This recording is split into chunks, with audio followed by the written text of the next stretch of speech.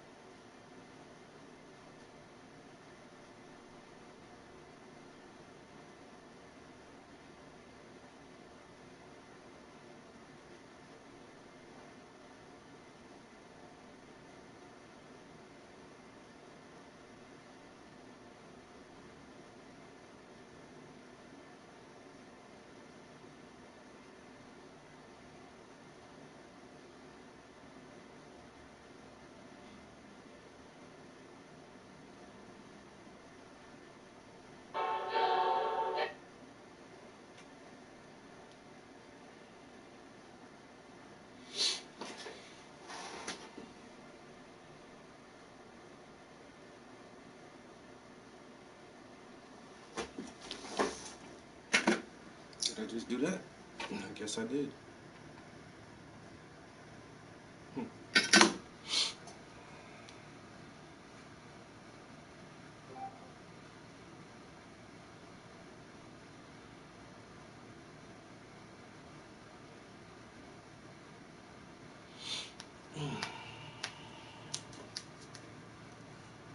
Walk on mine.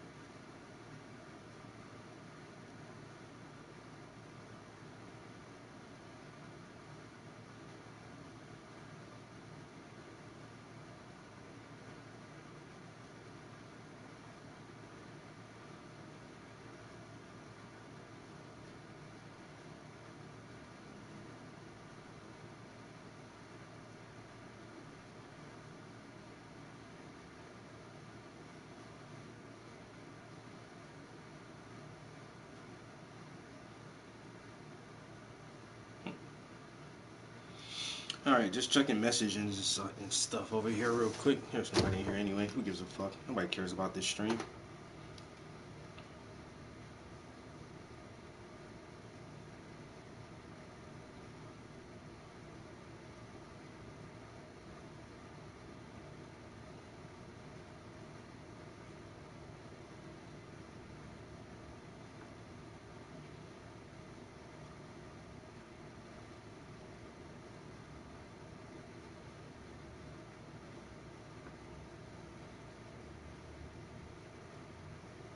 Taking a break, taking a breather, cutting it.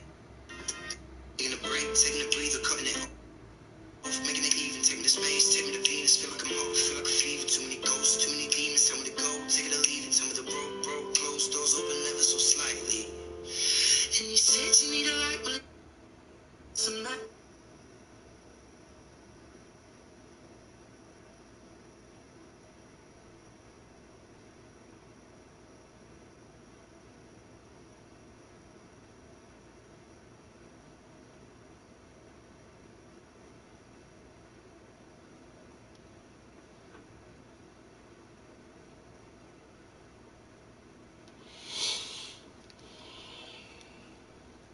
Yo, Pete, what's good, my guy? Back in the studio, man. About to get this thing popping. I think I left. Oh no, I see it. What up? What up? What up? What up? What up? What up, bro? Yo, Sketch, what's good, man? Yo, hey, good afternoon, everybody. What's good? What's good? You know how we do, chilling in the studio for a little minute, trying to catch up with y'all, see how y'all day going. Make sure everybody's good. You know everybody all good? I'm all good. If I ain't nothing else. Slippers! Yo, what's up, bro? Yo, we're doing a dual stream right now, so I am live on Instagram, but I'm also live on my YouTube channel. So if you guys haven't subscribed to my YouTube channel, it's just my regular name. You can go to YouTube and search Travis Prince, or you can Google me. If you go to the Google search and put in Travis Prince artist, like all my stuff will pop up. My YouTube links and everything will pop up. So yeah, if you guys want to, if you guys are gonna stick around and chill for a while, like I said, I'll be on Instagram for a minute, but we'll switch over to our YouTube channel shortly and just focus on that because we got a few people in here busting it up. But it's Monday, you know. I mean, what else is there to say other than it's fucking Monday? You know, the weekend is behind us. The work week is ahead of us. So we just gotta plan, strategize, and make it do what it do until Friday. You know, make it do what it do until Friday. It'll be all right. We can make it through another week. It'll be okay. Everything will be just fine. The year almost over too. So Monday, fun day. That's what some people call it. You know what I'm saying? It's a mundane Monday. My day was kind of slow. I ain't gonna lie, it wasn't too much popping off today, which is good. I have a busy day tomorrow, Wednesday, and Thursday. So it's gonna be a long week.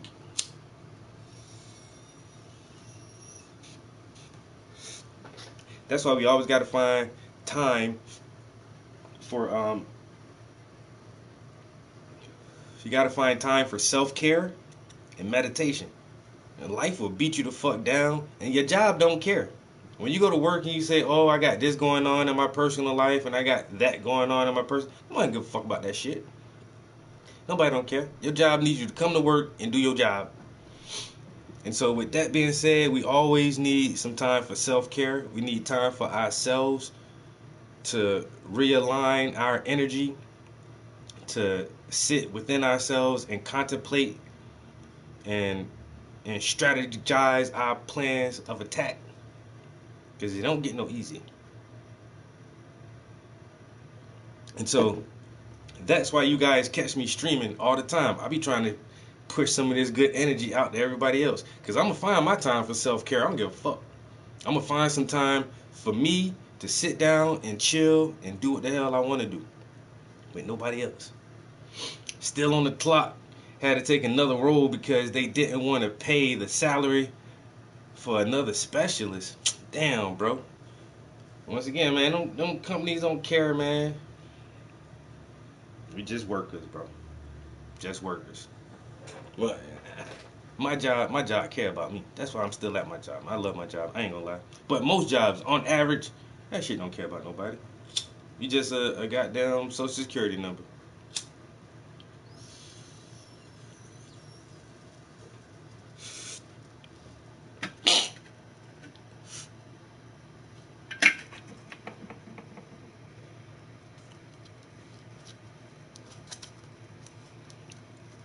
check out my little whirly gig.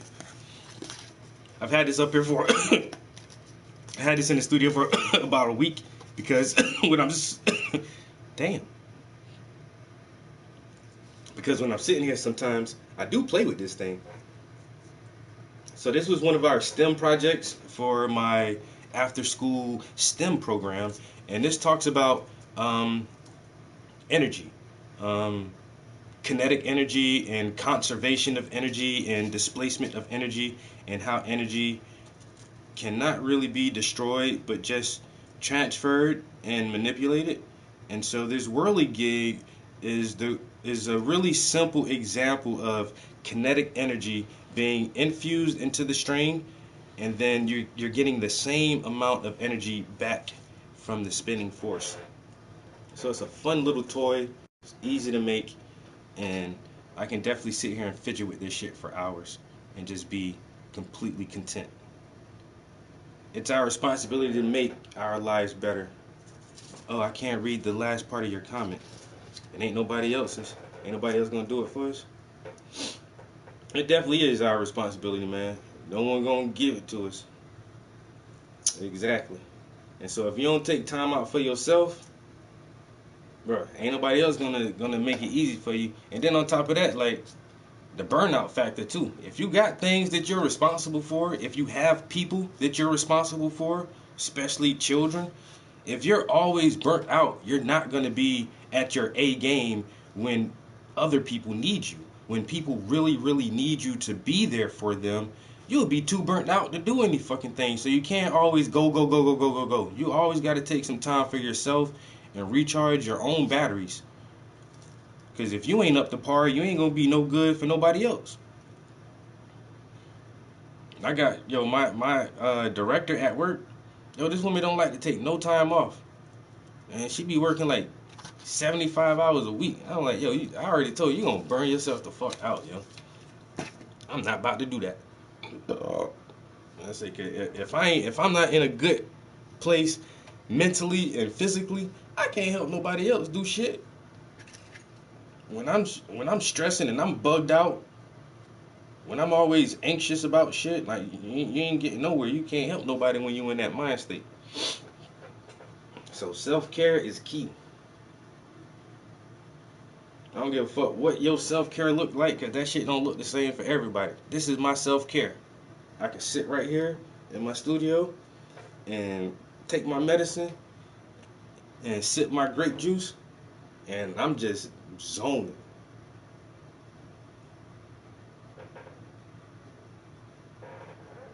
It's definitely a individualistic path, man. Everybody don't relax the same way. Some people need to go hiking. Some people need to go swimming. Some people need to read a book. Some people need to express their creativity. Some people need to go lift weights. Some people go jogging. Like, some people will go get a facial and a pedicure and a massage. Whatever it is that calms you down and puts you back in that good place, you need to do that shit. Self-care and self-love, definitely. You need to do that shit.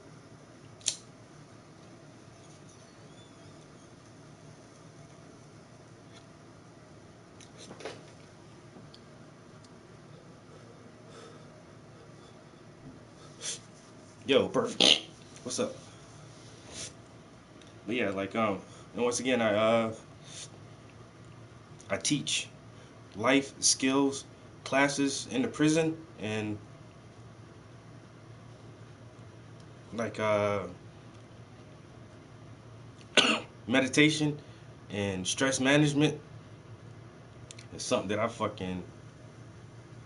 harp on that all the time, yo. I really harp on that shit. And on the other hand too, I know these guys are currently incarcerated and they're stuck in these cells and they're stuck in this building, but at the same time, it's the perfect time to think, plan, and strategize. Because you ain't going to be in forever, nigga. So when you get out, you got to have a plan ready. And at the same time, you already know, like, for however long you in here, you in here. So you can't stress over that part. So you got to find ways to mitigate your stress, to manage and maintain that shit and find ways to goddamn meditate and stay calm while you in this motherfucker till you can get out that bitch.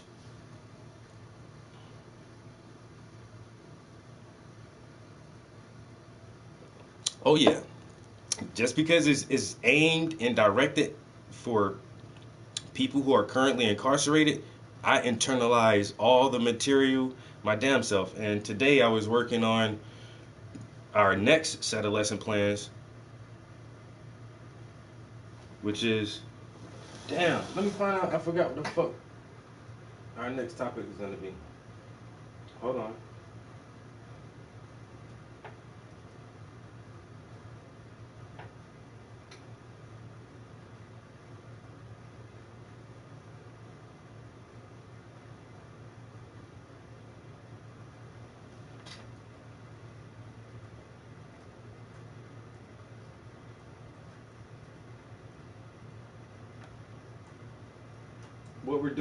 What we're currently doing right now is creative expressions. So we're doing a lot of drawing and writing. And our classes are 4 weeks long. What is this?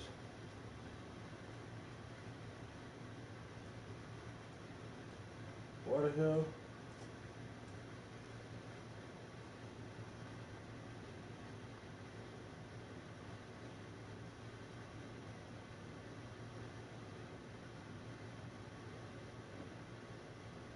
Our next lesson is on oh critical thinking and problem solving. I don't know why I forgot this shit, but I did just start building it this morning. Critical thinking and problem solving. So, like I say, right now we're currently on creative expressions. We just got finished with um, a session on health and wellness, and I tried to focus more on our mental health and those aspects. A lot of physical health too, but really a lot of mental health and your mental diet. So, and before that, we did anger management and conflict resolution. We did health and wellness. Now we're doing creative expressions. And next, we'll work on critical thinking and problem solving. So, every 4 weeks, we go through a different topic and try to like really flesh these things out and see if we can get a better understanding of ourselves and how we need to maneuver and operate in the real world. Because prison is not the real world. Prison isn't the way things really work. So, once again, while you're in there sitting down doing your time, you need to figure out a course of action that you can execute upon your release, something that is manageable and that you can maintain.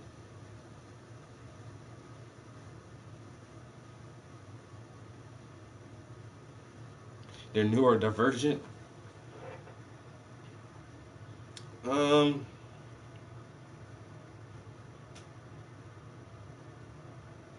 Most people in prison just make dumb decisions, bro. Honestly, most people in prison just make dumb decisions. And that's the thing. We all have the capacity to make a poor decision. We all do. We all have done something that we should be in jail for. We just didn't get caught. We've all done something to be arrested for, an arresting offense, and we just weren't caught for it. Simple as that. So there are a lot of really decent, smart, loving, kind, caring, creative people who are locked up because they made a bad decision, and that decision shouldn't determine who they are or have someone gauge the rest of their life because they made one poor decision. Now, if it's some really blatant, heinous shit, you know, there's a lot of grays in there. But most motherfuckers I deal with in there, it's fucking simple possession or simple distribution. Motherfuckers selling drugs or got caught with drugs are a lot of people in there for domestics, not paying child support and shit like that. They're not bad people. They just make bad choices. And so just encouraging these motherfuckers, just do the right thing, man.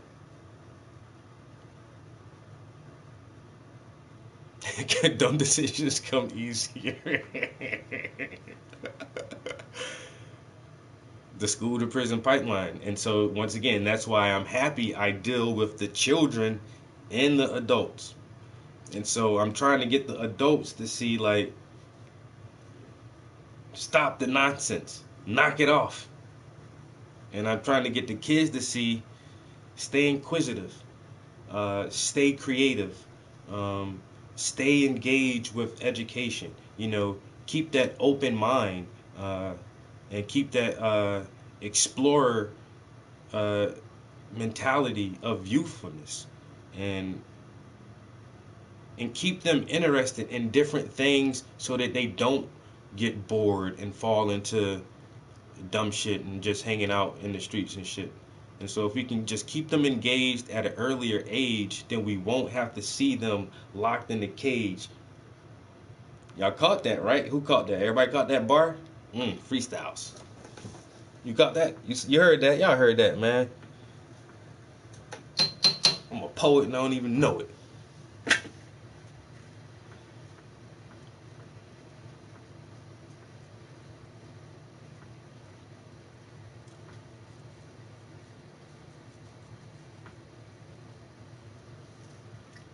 Yeah, I don't know, man. The system. I also think the prison industrial complex is a for-profit, monetized system that will ultimately sentence individuals to harsher punishments in order to receive more funding from state and federal levels. Because if they can keep the beds filled, they get more money. And they can keep the beds filled longer by giving small time 2-bit offenders longer sentences. Like I said, I deal with a lot of people in domestics. Man, family court is fucked up for men, yo. All these men aren't bad fathers. They're not bad parents. They're not all fucking deadbeats. But the system fucks the man so hard, it makes it so hard for him to maintain his own life while trying to abide by the rules and orders of the court pertaining to child custody. It's ridiculous, yo. I just got off child support last year. I was on it for the whole 18 years. The whole 18 years. The whole for 18 years, I never saw a regular paycheck. For 18 years. And one time I was laid off in 2008, and I got behind, just like $1,000 behind.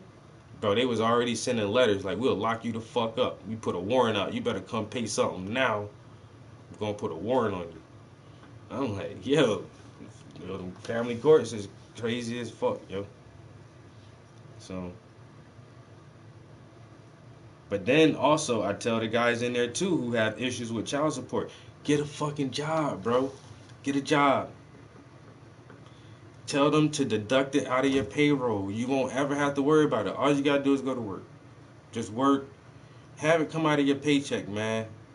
And it's that easy. And yeah, you will never see it, but it's better when you don't see it. Because when you get your whole paycheck and then you be like, I gotta do this, I gotta do this, I gotta do, and I gotta pay my child support. Then you start trying to wiggle shit, and I'll put a little bit here and put a little bit there, and like, nah, bro.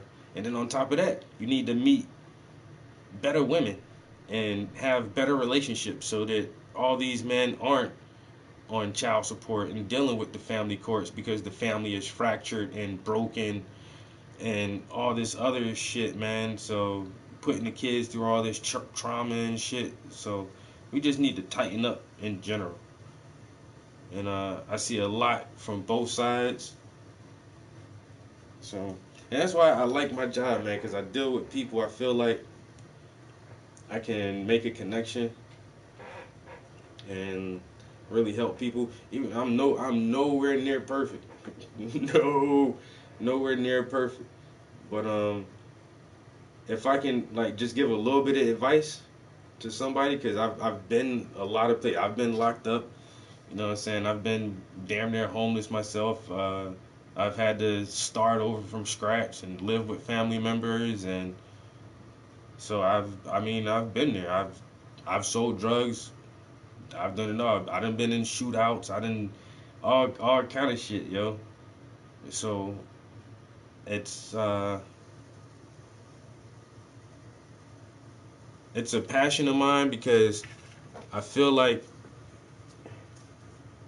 I was around like my early 20s. I noticed like a lot of people getting locked up, a lot of motherfuckers dying. I'm like, yo, I don't want to die young, and I don't want to spend my life in fucking jail neither. And niggas in the streets, y'all can call me a bitch, a pussy, a fake, or whatever, man. Y'all can call me whatever. I'm not about to lose my life in these streets to a fucking casket or to a jail cell trying to make some fast money. So I feel like I figured that out young enough where I was able to like dodge a lot of shit. Um, and if I can just help other guys like see that same shit, man, like yo, there's a different way, man. Motherfuckers hate being square. I preach that shit all the time. You want to be the baller ass, boss ass motherfucker. Everybody can't be the baller boss. They only a few slots for that shit. Motherfucker, if you in your late 30s and 40s and you still getting locked up for drug charges, nigga, you not about to be the man. You not about to become the connect. You not about to be the kingpin. If you 30, 40 something and you don't have a house that's paid for and cars that are paid for through the drug game, you not gonna get it. You not gonna get it that way. Stop. Stop it. Nigga, you not no boss. Stop. Go get a job. Call it quits, nigga. And I don't know. So just once again, motivating these motherfuckers and just I always play the devil advocate every time they say, "Oh well, I only did this, well I only did that." Yeah, nigga, you only did, and you only did, and now look at you, cause you only did that. Now look at you, you sitting in here eating off a great tray. I'm gonna go out there and I'm gonna have me a fucking steak for lunch, and I'm gonna go home, I'm gonna fuck my girl, and I'm gonna have me some wine. Why you sitting in here? Cause you only did, cause I only did this, and I only no. You gonna take responsibility for all of it, all the way. And I know the cops be dirty, and the cops be crooked, and the system fucked up. But we should be old enough to know this by now. So if we old enough to understand that this system is built against us, it's already set up against us. Why would you give them any reason at all? Any reason at all? Don't give them no reasons. Wear your seatbelt, nigga. Cross the street at the fucking corner. Don't Jake. I don't give a fuck what it is. Follow the rules, nigga. My freedom too good, bro. My freedom priceless. My freedom priceless. And then if I do something dumb and get caught for it, I'm every time I done got in handcuffs. I ran from the cops one time when I was a young boy. Every other time, the two other times I got caught red. And it's like, I'm not about to run. You already got me. I'm not about to go to jail tired or dirty or beat up or none of that shit. Here, you got me. Let's go. Let's do it. You know what I'm saying? And I go face that shit. And I man up, and those two times I accepted everything I did and all the consequences. And so when these motherfuckers be sitting and they, oh man, woo woo woo, nah nigga. And I was fucking with this nigga, and there you go. Your circle too big. You fucking with niggas you can't really trust. And I tell them that too. Half the time it ain't even you. It the motherfuckers you be around. You be around motherfuckers that just bring trouble your way. Stop that shit, nigga. Fuck that, nigga. Stay to yourself. Who in this room with me? It's just y'all. Y'all the only motherfuckers. Man, look, I be by myself so hard. I be talking to myself sometimes. Shit. Motherfucker, get your ass in trouble. They woo woo. Oh, that ain't my shit. That ain't mine, nigga. What the fuck, bro? You better nah, nigga. Oh, look, bro. See,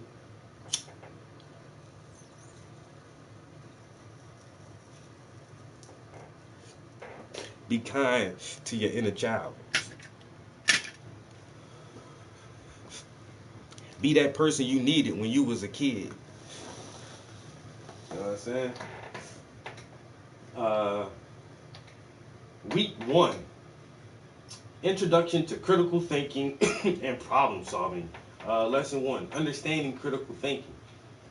In this lesson, we will go over the introduction to the concept of critical thinking, explanation of the importance of critical thinking in everyday life, and an overview of the element of critical thinking: analysis, interpretation, evaluation, inference, explanation, and problem solving.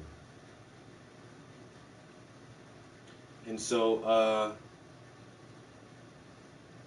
Section 1, critical thinking is a cognitive process that plays a fundamental role in our everyday decision making. In essence, it's the art of thinking about thinking. This introductory section provides a fundamental understanding of critical thinking. It begins by acknowledging its pervasive nature. Critical thinking is not an activity limited to the academia or specialized fields. It is a skill that influences all aspects of life. It is a cognitive process that allows us to analyze, evaluate, and make reasonable judgments. The importance of critical thinking is highlighted through its roles in enabling individuals to distinguish between facts and opinions, to question information, and to critically think about the sources and credibility of information. As we navigate the complexities of the modern world, critical thinking equips us to solve problems, make informed decisions, and understand the world around us. It is, in essence, a toolkit for individuals to approach life's challenges with intelligent vigor. And then we'll break that down, have some discussions. Like after every few sections, we'll have some discussions about, man, do y'all niggas really use critical thinking? Do you really sit there and analyze how this shit will play out? While y'all got time in here, everybody need to learn how to play chess. Y'all need to learn how to play chess. I don't give a fuck if you like the game or not. It is a very excellent exercise in critical thinking. It's a battle of the minds. Learn how to play chess. It will allow you to build the cognitive ability to plan several steps ahead. And you can take chess into any field of life. And it's like I said, it's a great tool for teaching critical thinking, because people don't think 3 moves ahead. Motherfuckers just think 1 move. I'm gonna do this. Okay, every action has an equal and opposite reaction. If you do that, then what's gonna happen? And they're gonna react in this way. And then when they react that way, then what's your next move? Then you got to have at least 2 moves planned out for yourself, and then you have to make an intelligent inference on what their next 2 moves may be, depending on how you play it out. Motherfuckers don't want to think that far ahead. Motherfuckers just go up and slap a motherfucker. Man, fuck you. Bow. Now you in jail for assault, and you had weed in your pocket, and you had a gun in the car, cause you ain't think that shit through, nigga. You just went off of your first action, and you ain't think what would be the next actions that came behind that shit, cause you got weed in your pocket, and you just slapped the motherfucker, and you got an unregistered firearm in a vehicle that's registered to you. Motherfuckers don't want to use critical thinking. Now your ass hemmed up and you in a, but man, if that nigga wouldn't have had said what he said, I wouldn't have had to, man,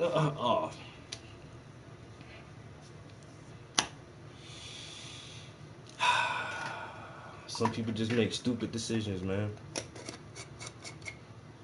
Stupid decisions. Right?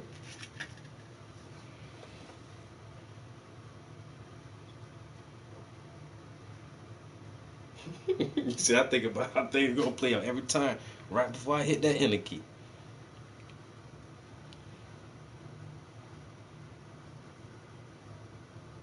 That's it, man. You going with the flow.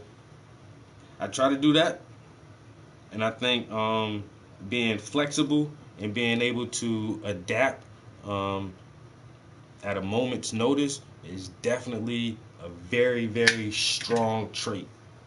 If you too rigid and you can't adapt, if you can't hang on the corner with them niggas out there who selling that shit, and then turn around and put on a suit and tie and hang out in the museum and talk with some intellectuals, you not flexible enough. I can speak slang and I can speak proper. I can talk to the niggas on the corner and I can give a lecture to a room full of college students.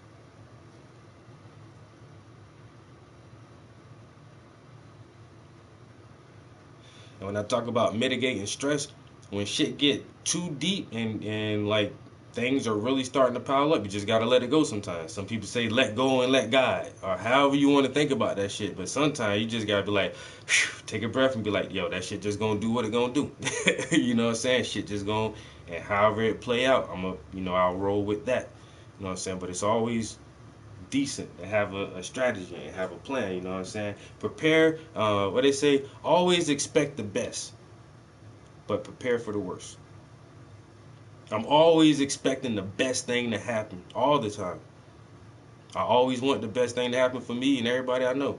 But if some shit goes south, I'm ready for that shit too, though. Contingency plans.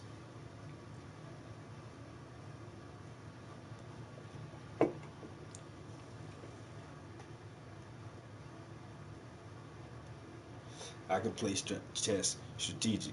Yo, stress is a war. That's all it is, yo. So, like I say, that shit is a battle of the fucking minds. They talking about you don't know somebody until you really fight somebody. Like, I think if you really want to know somebody, you fight this motherfucker and then y'all play chess, or y'all play chess and then y'all fight.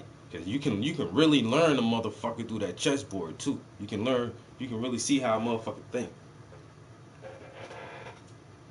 You know what I'm saying, you really see how a person think playing that chess.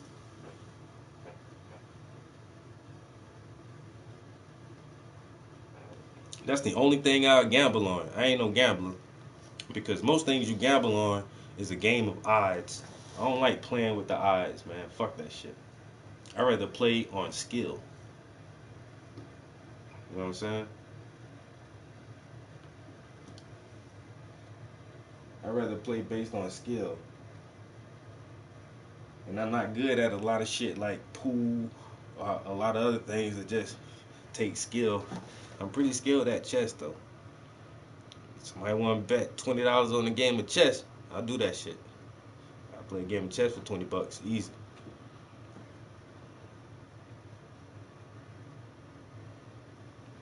And chess is always one of those scenarios where you don't really lose. You might not win, but you'll learn some shit. You'll learn some shit. You don't lose when you play chess, man.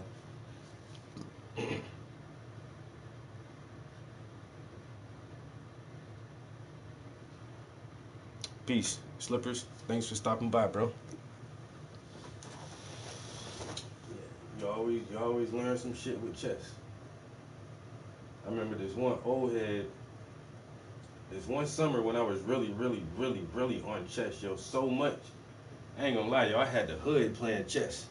I said this was the time I had the crib in the hood, and I was like the only dude who had his own spot. Like, so all the other hood niggas, they just want to come hang at my crib because they ain't got nowhere else to hang at and smoke and shit. And so they come over. I got the chessboard out. Y'all want to chill, man? We about to play some chess. Then that shit got up to having 2 chessboards in the crib. I remember then we got up to 3 chessboards, and I remember this one Saturday, yo, it was like 7 of us in that bitch. It was like 7 to 8 of us in that bitch playing chess for hours. Like literally having like a chess tournament. And then me and one of my other homies who was like, me and him was the ones who really got everybody else into that shit. Me and him had a score going against each other, and he was way better than me, yo. And like I remember that same summer, man. Me and him played so many games against each other, bro. He was up. I remember one time he was up like I ain't gonna lie, he was up like 10, 11 games. Up. I was yo, like I always kept wanting to play this nigga, yo. And then towards the end of the summer, yo, I started coming back. I win like 2, 3 games in a row. Then he'll win a game. I win a game. He'll win a game. I win like 2 games. Then he'll win 2 games. And then like, well, it got to the point where I forgot how many games we done played. Man, we probably been like 30 games into this bitch. But he was only up 1 game. That's the only score I can remember. Like, I couldn't remember how many we played, but I remember he was up 1.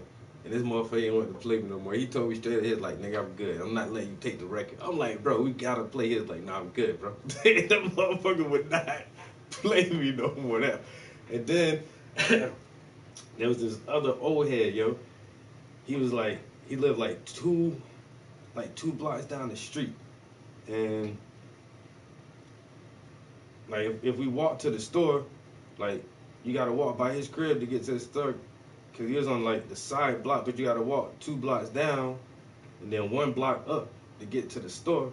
And then on that 1 block going up, like he had the house right there, and this motherfucker would sit in his front yard. He'd have a table and chair in his front yard. He'd sit out there with his little beer and just be playing chess. He'd be playing chess by his damn self, yo. I mean, one time, I was walking from the store.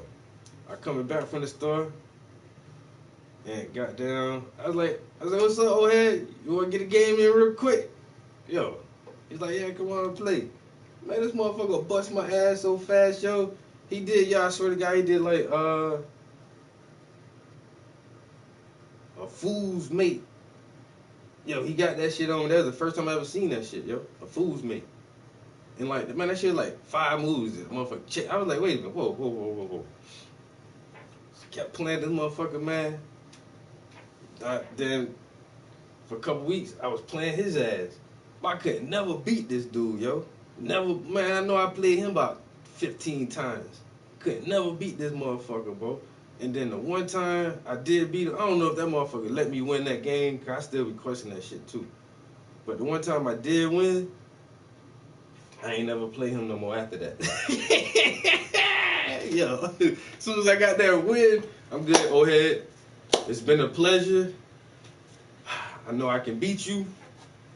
That's enough for me. Speed chess.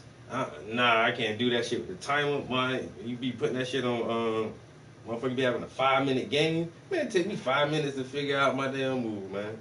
I ain't trying to do no speed chess. But I be watching this shit called Chess and Coffee.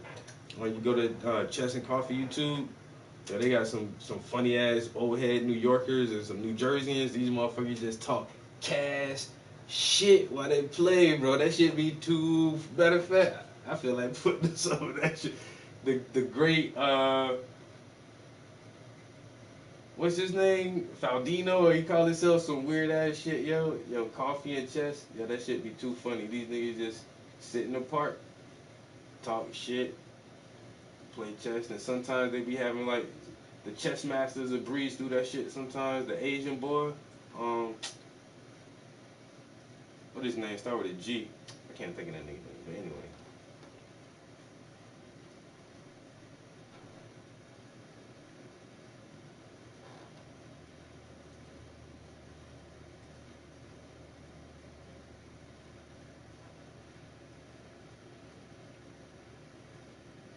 Yeah, Coffee and Chess. That shit be funny.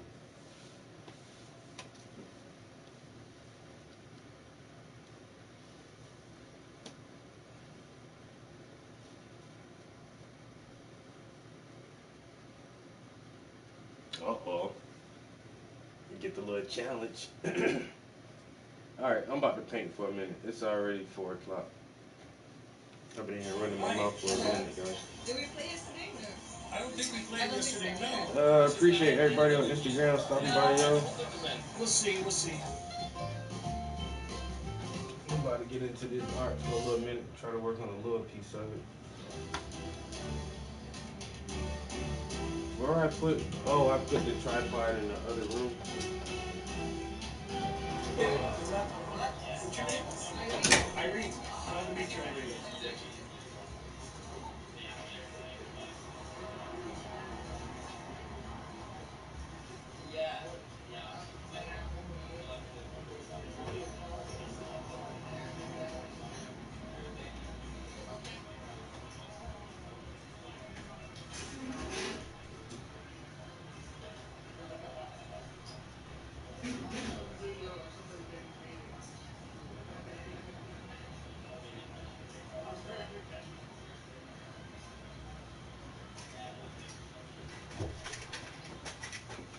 I had made a video of myself varnishing that last painting I did, so I have the tripod over there.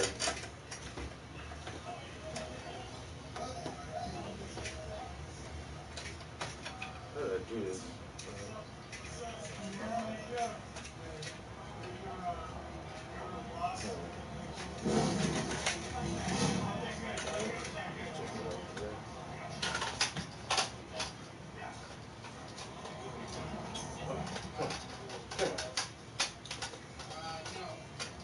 Oh my god. Jeez.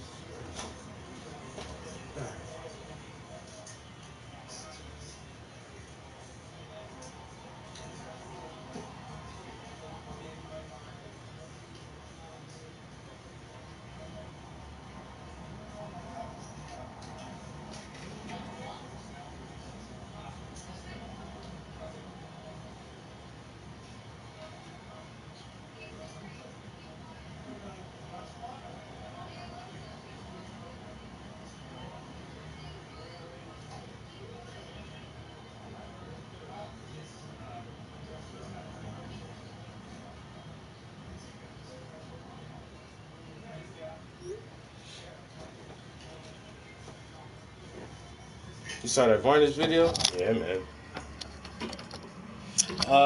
Cyberpunk 2077. I got the DLC, the Phantom Liberty with Idris Elba in there, and Call of Duty. They dropped the new season of Call of Duty, whatever. They got a couple of new maps on there, but I think like the new story mode drops next month.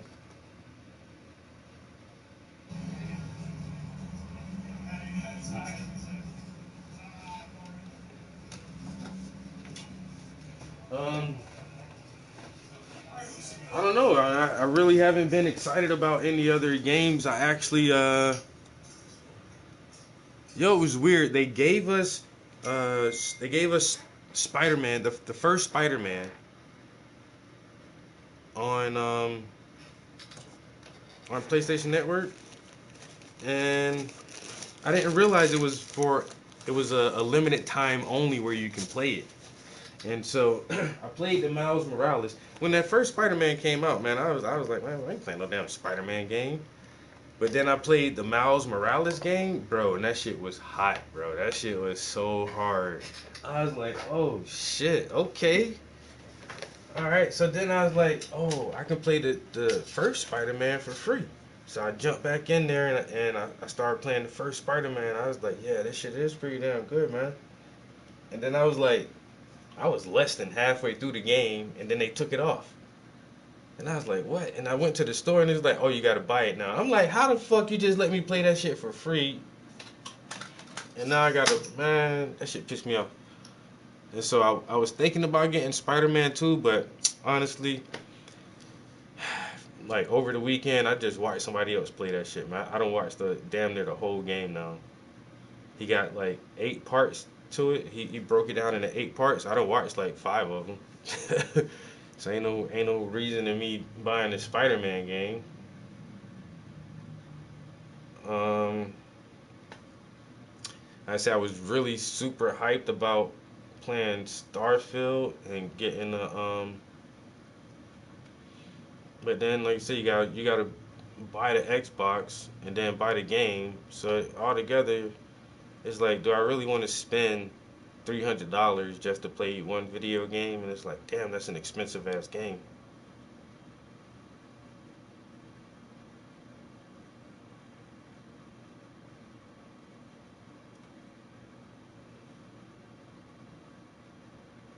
No, I don't know, man. What are you playing? I need some suggestions, man.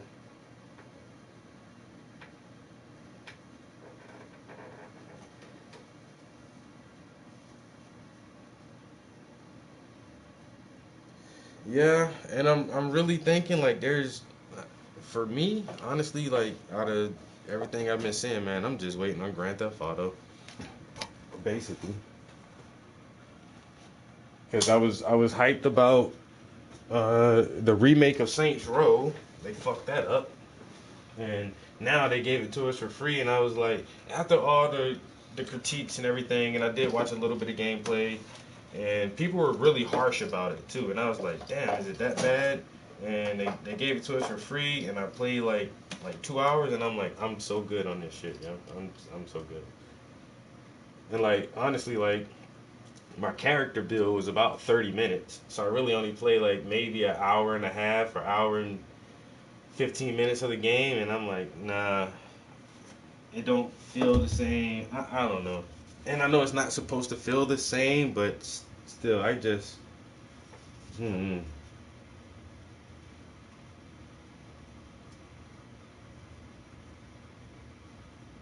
Yeah, that's what you got. That's what I'm saying, man. It's so much, man. That shit gonna be like a $500 investment just to play that game.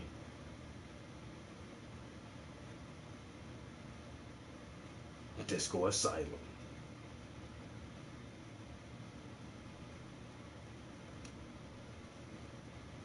a murder mystery.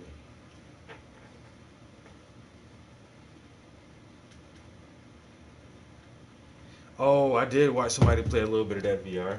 Yeah, the Saints and Sinners. They said that shit was not bad. A lot of people said the Telltale Walking Dead series was pretty good.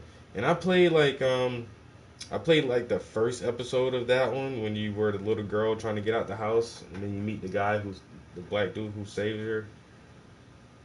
No, I think I played like the first two episodes of Telltale's Walking Dead.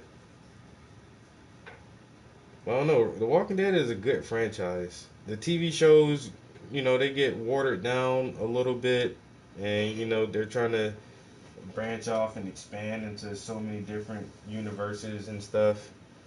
And then now, um, what's her name and Negan are gonna have their own show, and then now Michonne and Rick are gonna have their own show, and it's like that's getting a little weird.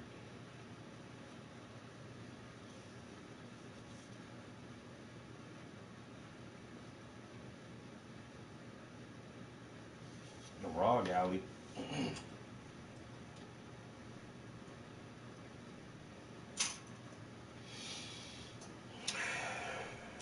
The fucking that Steam Deck too.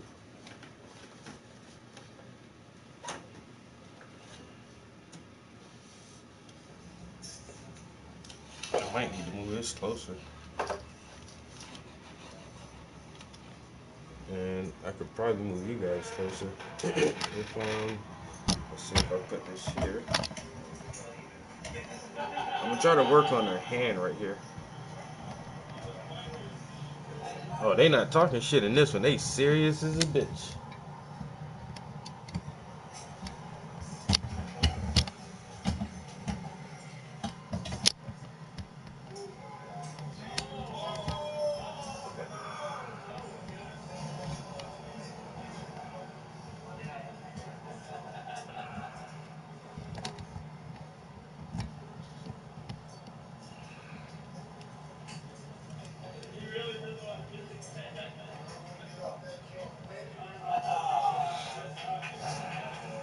Yeah, like I said, honestly, I don't even know what else to play right now. I be trying to look at the the marketplace every once in a while to see if really I be looking for free games. I feel I pay so much with PlayStation Plus and Premium and all that shit, man.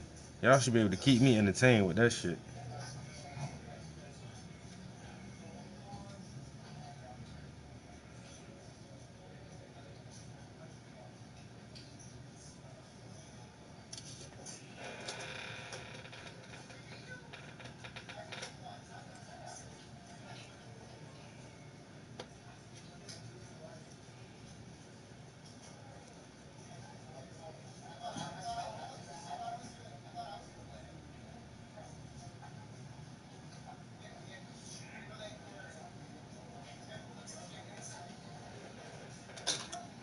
I don't even know what that is. The Rogue Alley?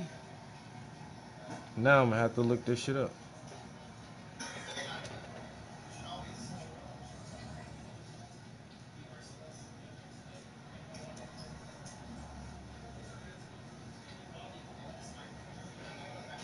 Oh damn! If one of them said the review, and then one of them said the Alley versus the Steam Deck. What is this? Beware the Asus ROG Alley reviews. This was from 4 months ago.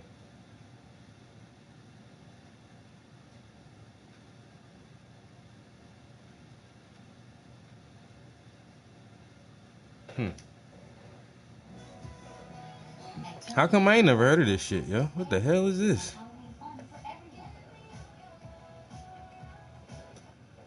Just saying the price is $700 and it crushes the Steam Deck. Go buy one.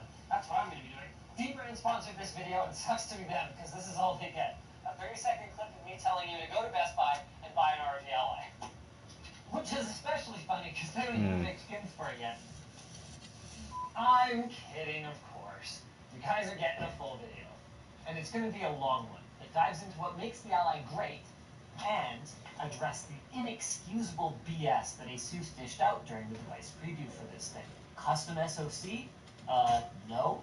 ASUS says that at 15 watts, they are up to 50% faster than the Steam Deck, and at 35 watts, they are double the performance. Those are some big asterisks, you guys. Oh, right, and you completely failed to mention Just saw it that you today. get beat at 10 watts. But hey, you are still watching, right? You better be, because these things are Custom going to version sell of Windows? immediately. What the The hell? Z1 Extreme SoC at its heart packs 8 Zen 4 cores and RDNA 3 graphics, and ASUS has paired it with 16 gigs of high-speed DDR5 memory and a 512 gig Gen 4 NVMe SSD, all for just $50 more than a top-spec Steam Deck. There's just one eensy-weensy problem. With our limited time, we made the call to test fewer games at more power profiles, and I'm really glad we did, because we found some interesting stuff. Like the fact that at 10 watts, the Steam Deck mops the floor with the Ally, somehow. Metro Exodus, Forza Horizon 5, and Returnal all saw basically half the performance in both average FPS and 1% lows, showing that, again, no matter what kind of hardware anyone seems to cook up, the Steam Deck just crushes the rest of the field in the super low power draw weight class. I don't know what kind of wizardry Valve has employed here, but it is unbelievable. Until we add a bit more juice, where their advantage completely disappears. At 15 watts, Forza's 1% lows are now double the other way, offering a much smoother and more responsive gaming experience on the Ally. And all 3 games saw the Ally take a sizable performance lead here, anywhere from around 15 to 20% on average. Now that's not really the up to 50%. He said I dropped my subscription, man. Before, but it's still better than a kick in the teeth. Now, it is possible that at low settings we might see a different story, or maybe if we tested many more games, but we felt like these were pretty representative titles, and 720p medium was a fair reference point for both consoles.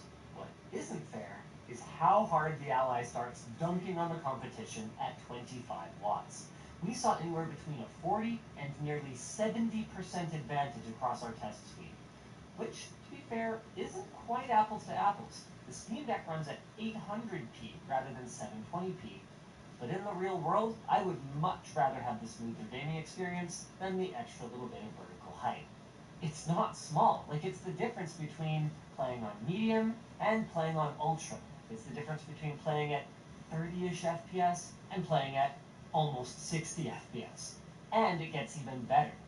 You can take this thing with you anywhere, but if you happen to be plugged in, ASUS offers a 30-watt turbo mode that widened the gap substantially in at least one of our test cases.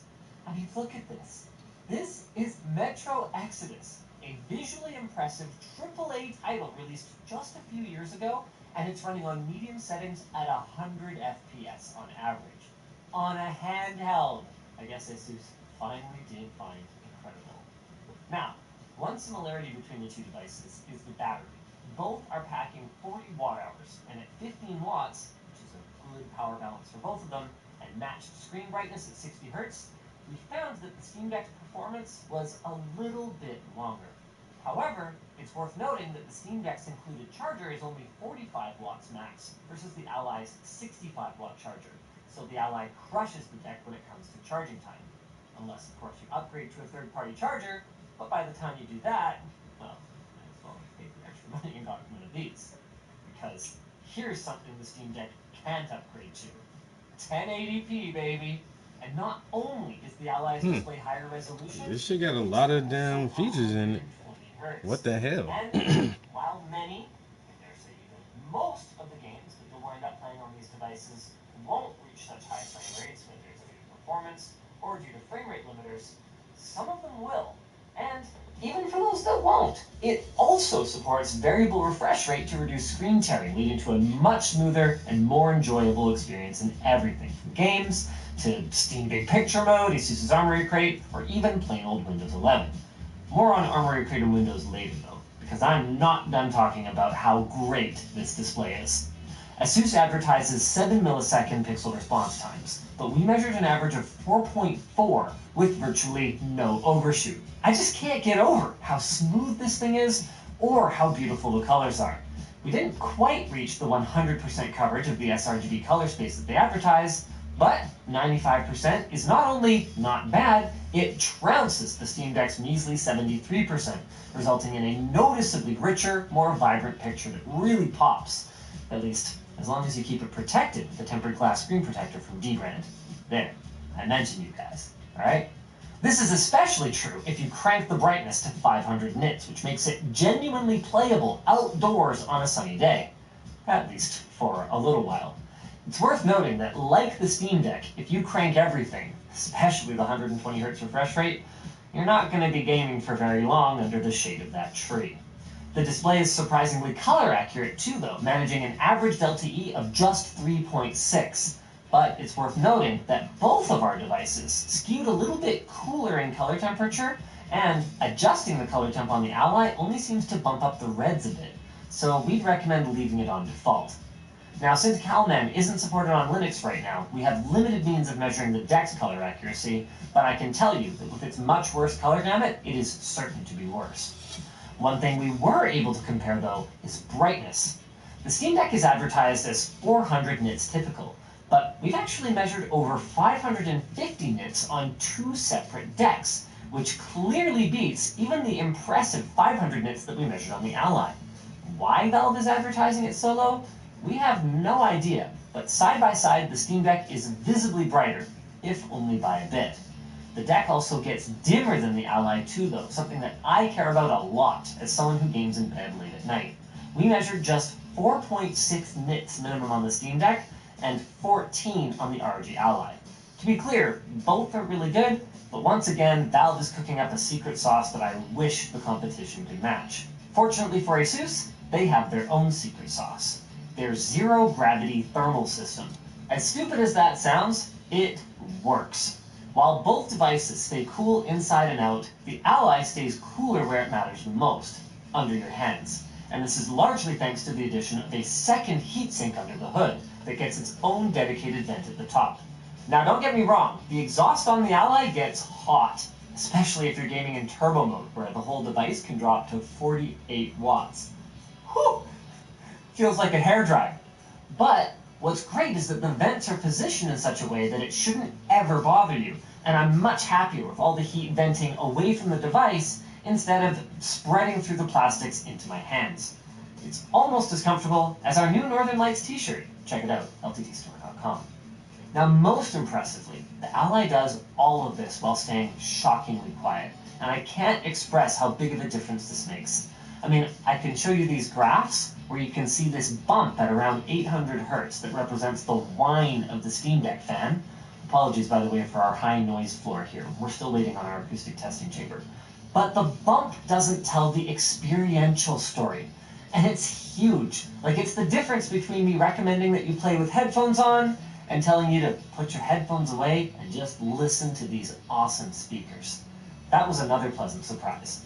It doesn't get talked about much, but Valve is really good at audio, and somehow the Ally manages to be even better. The Steam Deck gets a touch louder, but the Ally's frequency response is more balanced, and it doesn't need that extra punch to drown out its stupid fan. It kind of feels like the Deck is the beta, and the Ally is the final release here. At least on the hardware side. Another area where the Deck still wins handily is ease of use. Admittedly, to those of you who are new to SteamOS or handhelds in general, there is still a learning curve here. It's just a lot smoother than Armoury Crate SE, ASUS's proprietary software that's used to quickly change settings and access all of your games in one place. I think the best thing I could say about Armoury Crate SE is it's not nearly as awful as I expected. Deleting games from the game library, though, doesn't also uninstall them, and if you uninstall something, it doesn't get automatically deleted from the game library. Opening Armoury Crate also doesn't pause your game, which could lead to some mistakes, since the button for it is right below the start button. If you use the game library, rather than just Steam Big Picture for some reason, the background behind your game tiles will change as you select each game, which I guess is a cool enough idea, but in practice it's a blurry mess and super distracting. It ends up feeling more like a bug than a feature. Another small but annoying issue is the contents of the content menu. Why are things like Update Center, Help Center, and System Specs in content rather than in settings? I mean, it's not the end of the world, it's just weird. And if we use ASUS's other button on the left side of the screen, it opens Command Center, where you can quickly change things like your operating and control modes, your refresh rate, your FPS limiter, etc. Really cool. It even lets you customize the tiles, but then when you use a tile that opens a new window, it doesn't automatically select that window. So you open a keyboard or your game profiles, you gotta hit a button or tap the screen first before you start using that window. On the subject of Windows, in spite of Microsoft's 10 years of effort, the touchscreen experience is not great. To overcome this, the Ally comes with Joy to Mouse support, but it's a little bit finicky. Not only did the auto control mode not always swap elegantly when we switched over to the desktop, but manually changing to desktop mode would sometimes take tapping on the screen to get it to register that pressing the thumbstick means that I want a cursor. Then if you swap back to gamepad mode, after you have a cursor, sometimes it'll just stay there, except now you can't control the pointer anymore. I mean, these are minor gripes that I fully expect to improve over time. The Deck had all kinds of gremlins in the software at launch too, but you're not buying this for what it will be, you're buying it for what it is. And Valve's put in a lot of work that ASUS simply hasn't yet. That doesn't mean this is a clear win for Valve though. The Ally enjoys some big advantages, like the ability to use any game launcher or anti-cheat that you want, or rather, are forced to use, and the ability to install apps the same way that you would on a regular desktop computer. You want Discord? Simple. Want to do some video editing on the go? Sure thing. Just, I hope you plan to plug in your own peripherals. There are rumors that Microsoft is working on some kind of handheld gaming mode for Windows, but for now, in most applications, you can have fun clicking on a text box, opening Command Center to open the keyboard, closing Command Center, typing without being able to see the text box, so hopefully you didn't make a mistake, closing your keyboard, and then pressing Enter to add your username. No. Awesome. Wait a minute. In all seriousness, you can speed up this process a bit by mapping actions to any of the buttons for both gamepad and desktop mode, which is great. You leave it docked to the Personally, when I TV? want to access the keyboard, I swipe up a couple times from the bottom and then press it in the system tray. It's just that no matter what your ugly workaround is, the current implementation can be annoying to the point where you just want to take the device and throw it at the wall! And then You take a few deep breaths, you go, hey, at least I'm not on Proton DB right now, checking to see if my game is supported at all. Now, we already talked about this in our preview video, but if the Steam Deck feels too big and unwieldy for you, the Ally wins again. It's 61 grams lighter, which isn't a ton, but it's enough to feel significant. And we had a few people who daily drive the Steam Deck hold it in their hands, and it's unanimous. The ROG Ally is more comfortable. There are drawbacks. No touchpads, no 16:10 display, and the face buttons are not great. I managed to get the X button jammed on mine at least a dozen times on my playthrough of Stray on the Ally, and I hoped that the production version would be a bit better, but the bad news is it's not. I hate sticky buttons. Oh, maybe a little better. Oh, it's jammed. Yeah, maybe a little bit of lube would help. But I told them when they came in, I was like, you guys need to fix this in the final tooling, and it's pretty clear, based on how similar this is to our prototype, it was already pretty much mass production. For general use, both offer desktop modes, and hooking up to a dock is just one cable, which is sick, but the Ally once again takes the game to a whole different level. Its interface is proprietary. So it'll just be like a damn, it'll be the console itself, but it's twice the bandwidth of USB 4 or Thunderbolt. a handheld console on the big screen. Expensive mobile GPUs in them. That's bad. But they allow nearly desktop-like performance on the sort of go. That's really cool. And it could be even better if ASUS would pull their heads out of their collective butts and make a desktop GPU-compatible enclosure that can use this XG mobile interface. The Ally isn't perfect. The onboard Wi-Fi 6E is ripping fast, but it's soldered to the board, so dead Wi-Fi equals dead motherboard. And so far, ASUS hasn't announced any kind of iFixit partnership like Valve has. And can I just say, I really don't understand why they couldn't do a full-length M.2 SSD in here? There seems to be ample space. But it's a big improvement in some of the most important ways, while coming in at a price that could best be described as disruptive. Most consoles are initially sold at a loss, and the hope is that you'll make the money back selling games and subscriptions on the platform. In Valve's case, the math is pretty simple. Steam rakes in buttloads of money through both games and microtransactions, so it makes perfect sense that they sell the Steam Deck for as low as $400. But most people aren't buying that one. For most people, they want a substantial sized SSD. And that's why the Ally gets price competitive, which is surprising. I mean, to be clear, I'm sure ASUS is making money from the Ally. Fundamentally, it's a Chromebook with a decent SoC in it. But I'm willing to bet they're not making much, which might explain why they begged us to show their Xbox controller clone in the preview video, even though it wasn't even a working sample. By the way, we have a working one now, and it's pretty cool, I guess. ASUS's big advantage seems to be their volume. I mean, not compared to Valve, I think they're moving a lot of Steam Decks, but we can tell from the crowdfunding campaigns of competitors like Ioneo and GPD that those guys are expecting to sell thousands of units of a given system. And those thousands of units have to cover tooling costs, marketing, and R&D for the next generation product. To undercut them by literally $400 at the same spec, ASUS needs to move a lot more than thousands of units. They need to move hundreds of thousands of units. The good news for ASUS, though, is that they will. Eventually. Because I strongly recommend this thing. At least I do until more competition shows up. But because of that recommendation, the fact that this thing is so competitive, the bad news is I suspect it's going to be out of stock everywhere for weeks or even for months. But hey, for the time being, the Steam Deck is a much more okay option still than ASUS made it out to be. Its software is more mature, it manages better battery life in low power mode, and it's got a much more robust accessory ecosystem, including third-party Hall effect joysticks, and a whole lineup of cool stuff from Dbrand, including their skins, screen protectors, stick grips, and of course their kill switch case, which is back in stock now. We're going to have all of that linked down below. There, I mentioned you guys again. Do I get my check now? If you liked this video, be sure to check out the preview to see how the Ally handles gaming with an RTX 4090. Yeah, I like how you do his advertisements. Like, yeah, I'll mention you, bro. Give me my check. I've ignored it for the review, but it's 10 cores fast, and this thing can rip.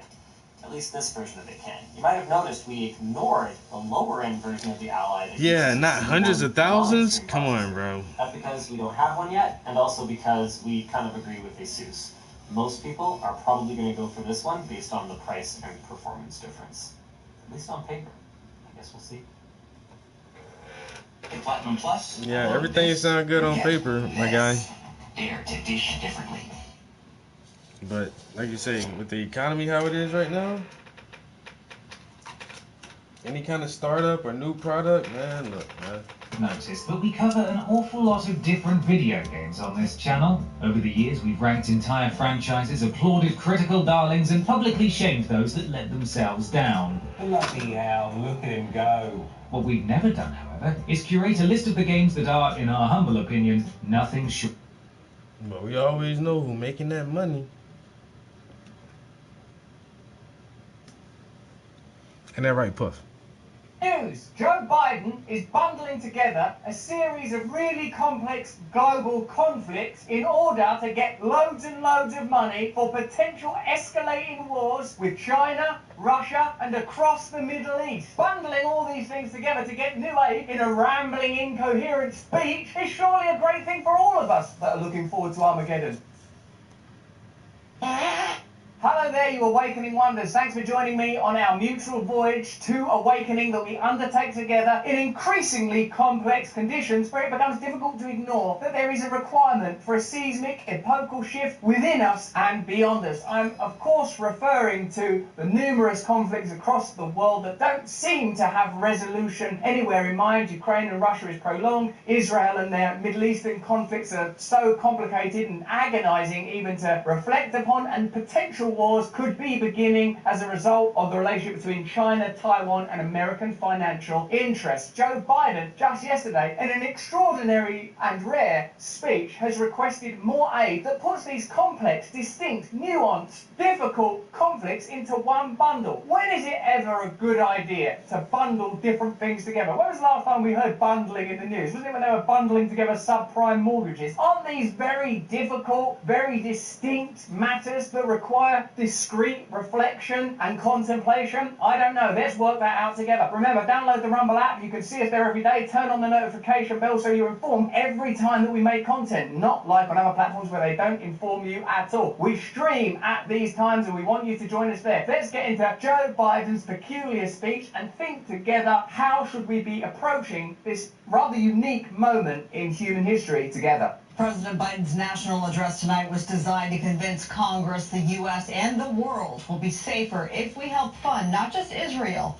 but Ukraine too. Did you notice that prior to the escalation of the crises in the Middle East, there was a general sense that support for continual financial aid for the Ukraine-Russia conflict was starting to wane? Not because people don't love Ukrainian folk or want to support them in their humanitarian disaster, but because of the failure of the counter-offensive, a different type of understanding around the conditions that led to this war, in part because NATO themselves said, Putin told us that he would escalate this war if we did these things, and we did those things anyway. So bundling together the very, very complex situation in the Middle East where people are still reeling and grieving, and it's very difficult to see a clear pathway through it, bundling that together with Ukraine and Russia seems to me to be politically exploitative. Let me know in the chat if you agree that those issues should be regarded separately when it comes to financial and military aid. The president defending his expected Friday request to Congress, an unprecedented estimated $105 billion in security funding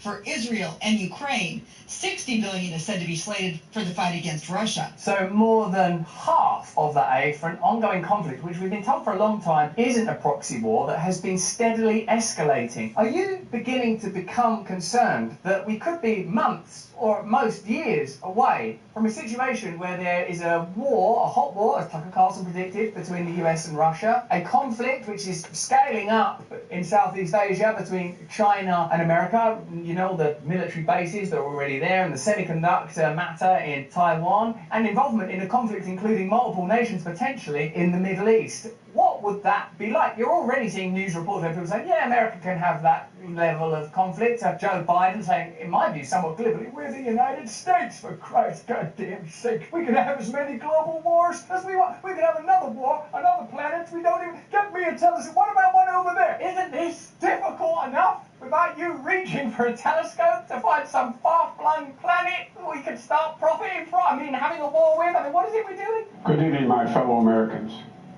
We're facing an inflection point in history. Yeah, it is an inflection point, and here's the inflection. Ah! One of those moments where the decisions we make today are going to determine the future for decades to come.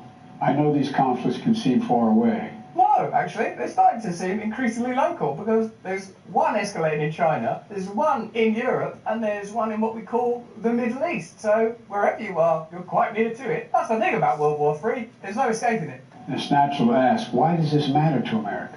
You don't have to explain to me why it matters, but we might all die in an escalating crisis. Now, I'm well aware, and I will say again, if you're a person that's emotionally and personally affected, religiously, ideologically, or because of national ties to the conflict in the Middle East, or any of these conflicts, I would not seek to lecture you about something you know a lot more about than I do, and you feel a lot more strongly about than I do. We're offering you a critique of the way the legacy media is amplifying the agenda of the powerful, which might not be about humanitarian issues and could be about economic issues based on all wars previously ever. So let me share with you why making sure Israel and Ukraine succeed is vital for America's national security.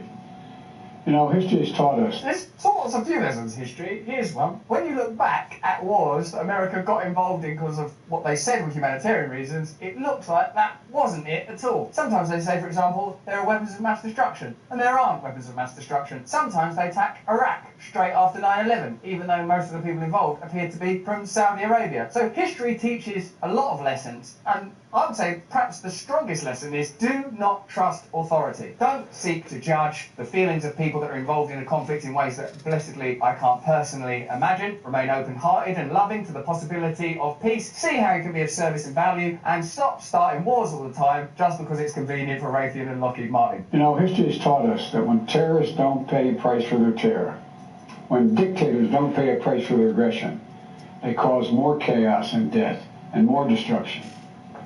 I didn't like that swallow. They keep going, and the cost and the threats to America and the world keep rising. For 75 years, NATO has kept peace in Europe. I don't know about that, really, and the efficacy of NATO or the function of NATO. I mean, they're not keeping peace particularly well at the moment. They've provoked Putin till he's in a blind fury. Essentially, it seems that there's a unipolar agenda. It seems to me there might even be an agenda to bring about this kind of cataclysm in order to legitimise further authoritarianism, surveillance, censorship, and establish the kind of control where, I don't know, and I'm just riffing here, establishment elites are able to enjoy a particular kind of life and ordinary people are controlled in ways that are unprecedented and until recently were unimaginable. But it's not like I can think of a period in recent history where most people were locked in their homes and powerful people carried on having parties. And yes, I can. And has been the cornerstone of American security. And if Putin attacks a NATO ally, we will defend every inch of NATO which the treaty requires and calls for. Well, it's going to be difficult because if people are joining up to NATO like it's going out of fashion. It's like the new TikTok, although TikTok's banned for misinformation. We'll have something that we do not seek. Make it clear, we do not seek. We do not seek to have American troops fighting in Russia. Uh-oh, we're getting a little bit closer. We do not seek it. I'm not seeking it like hide and go seek, like the Easter egg hunt, where we're seeking it, like your dog's lost in the woods and you're seeking it. But, oh no, look what's happened anyway. American troops are in Russia. That, I would say, is priming. Are fighting against Russia. Beyond Europe, we know that our allies, and maybe most importantly our adversaries and competitors, are watching. It's not weird to jump from allies to adversaries and competitors. Competing for what? That's very telling, because competitors, that's the language of economics, commerce, and business. And actually, that's probably the most truthful, yet inadvertent thing that's been said in that speech. We're competing with them for resources, we're competing with them for power, we're competing with them for control over the semiconductor market. I still don't really know what a semiconductor is, but I do believe that economic interests and interests of dominion usually prevail over humanitarianism. Just looking back at previous conflicts, let me know in the chat if you agree. They're watching our response in Ukraine as well. And if we walk away and let Putin erase Ukraine's to keep that same edge because I don't have people to try the Hey same. man, It's not school, is it? The world's... bro, you're an American citizen. Listen, man. If the president got beef, my guy, you got beef. And like he said, the language this dude is using, oh, I don't want to see U.S. troops fighting over there. I bet you don't. What does that mean? What are you really saying, man? What are you saying, bro?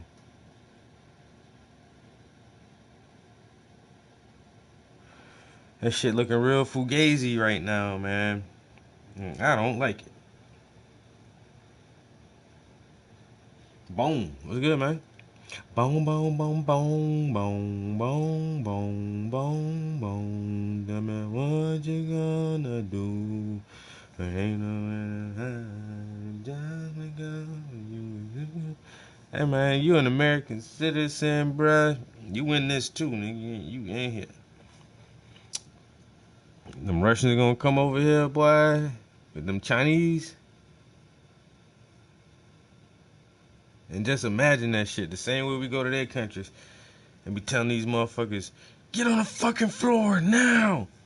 And then you always gotta have, the one person who's, one or two people who actually speak Arabic or whatever the native language is.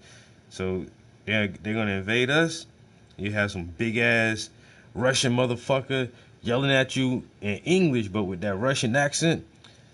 I ain't even gonna try to fake a Russian accent, but telling you the same thing. Get the fuck on the floor. Are there any weapons in the house?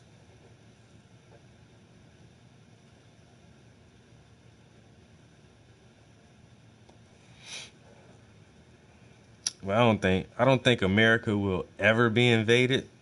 Other countries definitely know the average American loves their guns. Love their guns. The only way we could probably be invaded is if they did like major damage prior, which is how everybody gets invaded. You just don't run up on some healthy motherfuckers. They'll do some shit like a dirty bomb or a nuke or some shit. Get everything all discombobulated, then send some motherfuckers over. But I really don't think we'll ever see that. I really think that these other countries are just gonna try to keep us out of their territories, and they're just gonna continue to unify economically, and they're just gonna drown us out in a global market. And we're gonna sit here and bitch and complain, and then we'll have to show our real teeth once we can't get no bread at the table with everybody else. Then, like now, we just want to start causing wars for no reason. Because motherfuckers don't want to play with us no more. Well, you're not my friend. Because you don't want to use my dollar for oil. And I don't like you anymore. I'm going to kick over your sand council.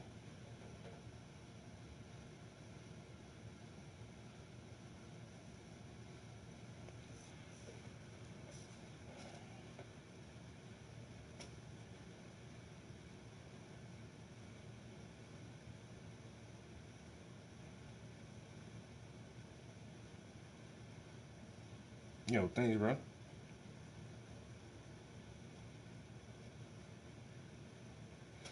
Yeah, exactly. They'll do some shit with the infrastructure or do some HARP shit. I don't know. But yeah, it'd be hard pressed to actually put boots on the ground and to invade this motherfucker. Because we'll feel just like when we go and invade other countries and all the local people just try to get out there and defend their homeland. Every American to do the same thing. Cause I ain't trying to let you run up in my shit, nigga. Not all safe and willy nilly and shit. You run up in here, you gonna be a little struggle. You gonna have a struggle a little bit, man. You gonna put in shit, nigga. Never mind, I'm gonna fight, nigga. Shit. Over my dead body, bitch.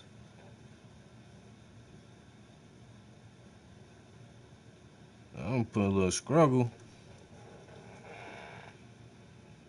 You know what I'm saying?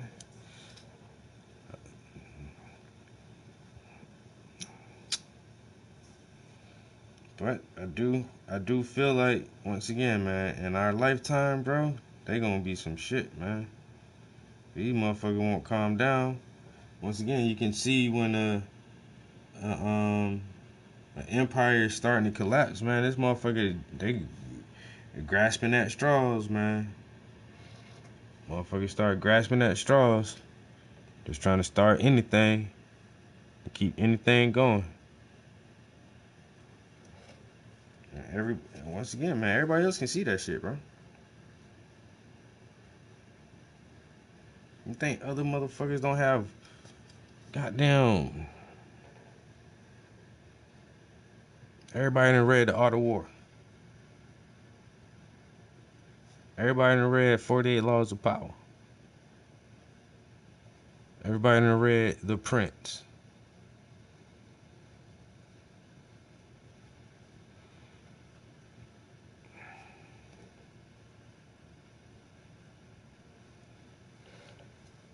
So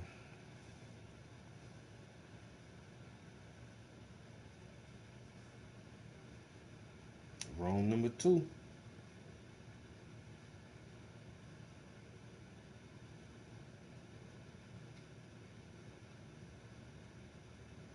You see how we treat our own. Imagine what it'd be like if some other country tried to invade us. Bring on that giant robots.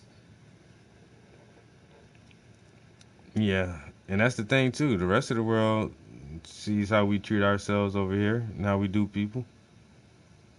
I mean, some people still have that like false American dream, you know. And once again, America is still like one of the best places to try to pursue happiness. But they whittling away at that shit fast as fuck, bro. That shit dwindling. And sooner or later, man, ain't nobody gonna be able to reach no damn American dream.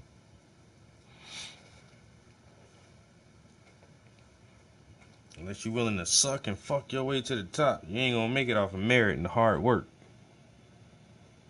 And sooner or later, you ain't gonna be able to suck and fuck your way to the top. You stay at the bottom, bitch. All y'all. Peons. The wealth gap too big, man.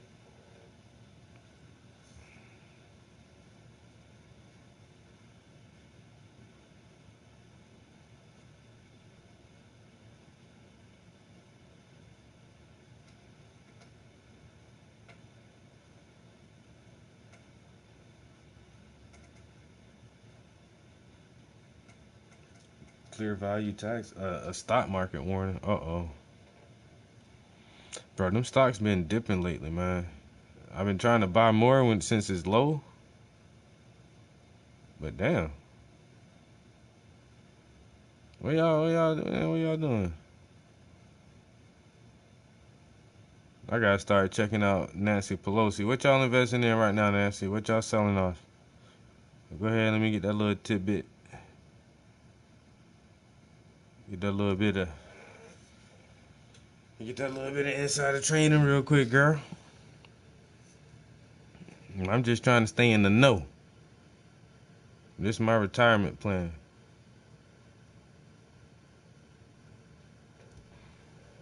I need my retirement, man.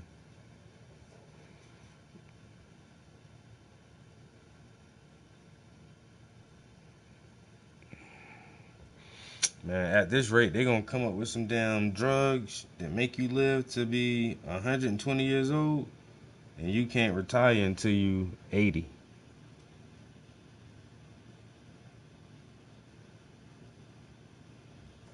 can't retire until you 80 partial and 84 for the full.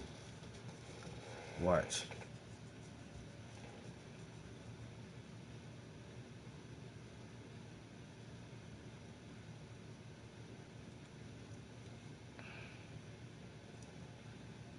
Now I do 401k. I definitely put my little percentage because they do a little match. They do a little match for hours, so let me get that little free money. You gonna match my shit? Okay. I'm in there with that. Let me holler at you. They said they trying to match something.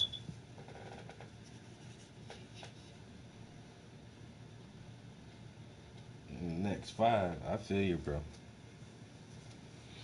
I got 15. I'm trying to do it before 55. That's my main goal. Trying to sit my ass down by 55.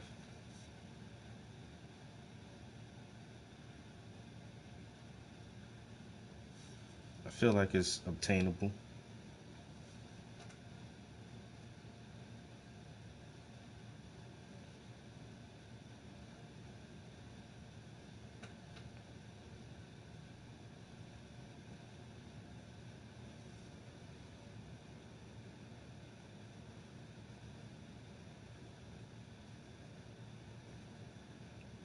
Your 401k gonna get liquidated. Motherfucker better not take my damn money. Like them people at the Yellow Trucking Company. When they sold the company, they told everybody ain't nobody getting no pension. The motherfucker started flipping out.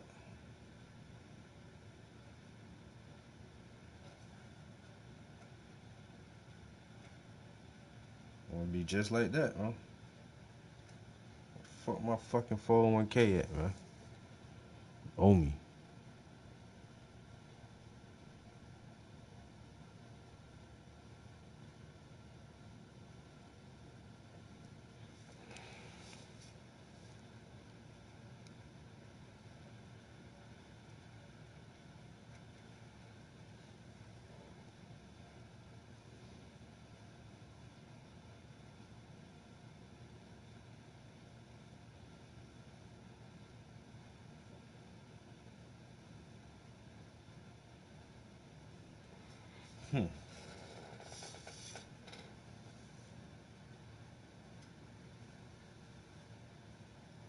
Man, fuck them teachers. They ain't teaching these kids nothing anyway. Oh, those gangs of bullies around the world. You gotta stand up to bullies like I did. Remember Corn Pop? Remember that story? No, don't do the Corn Pop. Don't do the Corn Pop. There are not other countries that are like Russia that can pose that same kind of threat. Hey, if Russia's gotten away with it, why don't we try this in San Marino? The risk of conflict and chaos could spread in other parts of the world, in the Indo-Pacific, in the Middle East, especially in the Middle East. This has been described as if organically there's this sort of cluster of global events that are taking place that aren't somehow affected to the efforts and actions of American imperialism. I'm not seeking to blame the United States of America, but when you learn that 57% of the world's autocracies have been sold weaponry by the United States and military-industrial complex corporations within the United States, with the United States, sometimes delivering those weapons, being brokers for those kind of weapons deals. Just take the example of Saudi Arabia. It's just one obvious example. I've got no strong views on Saudi Arabia, what do I know? But I do remember Joe Biden had strong views. Make them, in fact, the pariah that they are. Saudi Arabia, hey, we just do a deal selling them more weapons than Donald Trump did. So what's actually going on? What's the agenda? Is this what's getting said in this conversation here true or not? The United States and our partners across the region are working to build a better future for the Middle East. One where the Middle East is more stable, better connected to its neighbors, and through innovative projects like the India-Middle East to Europe Rail Corridor. Firstly, some of the things in that sentence weren't words. More predictable markets, more employment. Business, corporate interests. It's really interesting, isn't it? Now, of course, we all have commercial imperatives. I'm not free from economic requirements myself, and I know that you aren't either. But ultimately, how will you be affected by these decisions that are being made? Just look at recent crises that are not military. The energy crisis. Do you know that this presented the opportunity for record profits for some energy companies? What about that health crisis that we recently all went through relatively together? Do you know that Big Pharma made record profits during that period? So is it possible that what we regard as crisis, and indeed a told crisis, and for the people directly involved, are unquestionably crises of almost unimaginable scale, to the kind of corporate interests that are in positions of leadership and power that transcend the ordinary institutions of democracy as we understand them, because we've been coached and trained to believe in, oh, I'm going to vote for that guy, I like the thing you said about that, that's more like my beliefs, actually benefit from situations that the rest of us would look at and say, how the hell do we resolve this as quickly as possible? Or, oh God, we can't even say stuff like that yet because it's too painful for the people involved, and you risk sounding like you're partisan or not understanding the depth of their pain and suffering.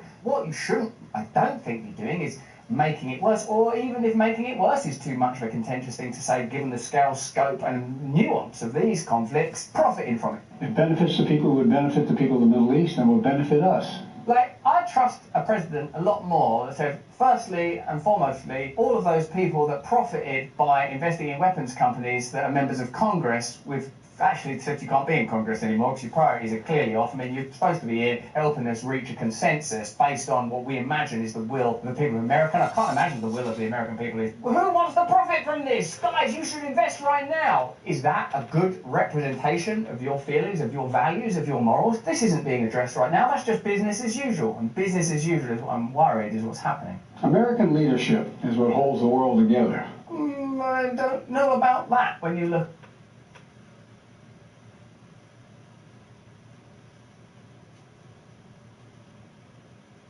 No living being should ever eat processed food for every single meal of their life. In today's video, I want to give you a stock market warning. So recently, the stock market has not been doing so well, and the circumstances are heavily favored to send stocks lower. I'm going to explain to you why. So the stock market in general, it goes up or down based on three things. So number one is hype, two, corporate earnings, and three, monetary policy. Other factors do come into play, but essentially this is what drives stocks and the markets. Let's start with the hype.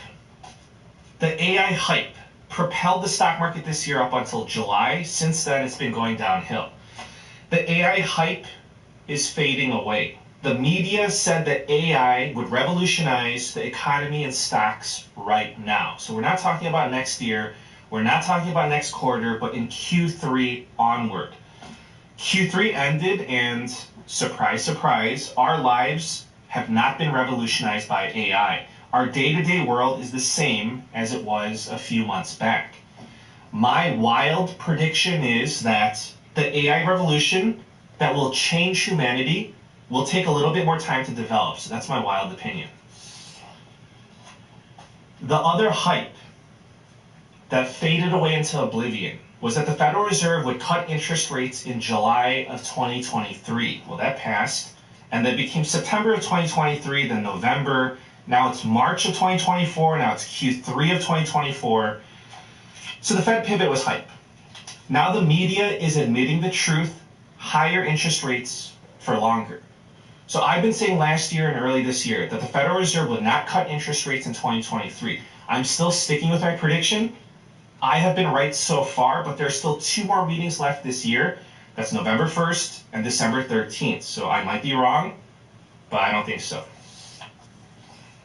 I'm going to give you my prediction on the Fed pivot when we get to that part of the video, but essentially all that hype has diminished. Now let's talk about another big driver of the stock market, which is corporate earnings. So here's the thing. This is how it works. If corporations are making bigger profits, then they can do buybacks, which is good for stocks. Or they can take those corporate profits and pay bigger dividends, which is good for stocks. Okay, so I don't know if you know this, but for the past 9 months, corporate profits have been falling. 3 consecutive quarters of declining corporate profits. Right now, companies are reporting their third quarter corporate profits. So far, 20% of companies on the S&P 500 have reported. Companies are averaging a 0.4% decline in profits. So there's a lot more companies to report, but this may be 4 quarters, consecutive quarters, of falling corporate profits. So if you don't know about the forward guidance, more S&P 500 companies right now are issuing negative guidance compared to positive guidance. So the outlook is not good, and that's not me saying that. That's coming from the C-suites. Okay, so here's the thing. The Federal Reserve in Atlanta, they are expecting that GDP growth for Q3 will be 5.4%. Surprisingly, this is actually up from 5.1% just a few days ago. So 5.4% growth, this means that the economy is booming. Just think about it, 5.4%, that is a crazy number. We should all be swimming in pools of money and success right now. But the reality is that more and more households are having trouble keeping up with their bills. Delinquency rates and defaults are rising all across the board. And corporate profits are falling. So honestly, positive GDP, I mean, that's great on paper, but it's not going to drive the stock market up if there's deterioration in corporate profits and the financial health of U.S. households. Now, I do want to say this, to be fair, on paper, the stock market right now does not appear to be overvalued. The forward 12-month PE ratio on the S&P 500 is at 17.7. The 10-year average is at 17.5. So it's in line with the 10-year average. So I just want to put that on the table just to be fair. Now, in terms of Q4 guidance, I find this very funny. This is hilarious. And I've already discussed this in detail, and may I add, utter disgust in my previous videos. Analysts are saying that next quarter, so we're talking about October, November, December, Q4, corporate profits will increase by 6.7%. That is a lie, because analysts always lower their projections as time goes on. Their projection will be revised lower multiple times as we approach next earnings season. So for example, analysts are saying right now, if this is just an example, that XYZ company will make $100 of profits, this quarter, which they're going to report in a few months. A week later, they're going to lower their expectation to $95. A week later, they're going to lower it to $90. A week later, they're going to lower it to $80. And then when the results are released, the expectation bar is set so low that 82% of results end up beating expectations. So it's so rigged, I don't understand. I don't know how professional analysts get it wrong 82% of the time. So right now, about 72% of companies are beating expectations, and the stock market is reacting negatively, even though they beat expectations. That's because the lame tricks of the professional analysts are no longer fooling anyone. So I seriously do not understand why I am the only person in all of media saying this. Nobody in mainstream media will tell you the truth. Just imagine if I got invited onto Squawk Box or Jim Cramer and I said this, I told the truth, that analysts intentionally set the bar low so that 82% of companies can beat expectations, that they should fire analysts that get it wrong 82% of the time. And these analysts are worthless, and their intention is to deceive and to manipulate. If I did that, they would cut me off. They would never invite me again. They would just blacklist me for telling the truth. So it's just the stupidest. I find it so stupid. It's like me saying that, oh, my expectation for this video is that I'm going to get 1,000 views. And when I get 100,000 views on this video, I'm going to act all surprised. Oh my goodness, I beat expectations. It's just so stupid. So don't fall for their tricks. Don't let the media manipulate you. A lot of innocent people, they just read the headlines and they fall for the propaganda.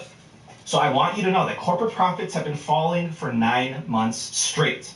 Companies are reporting their earnings right now. Few companies are beating real expectations. It's off to a bad start. There's a good chance that corporate profits fall for 12 months straight, and this is sending the stock market lower.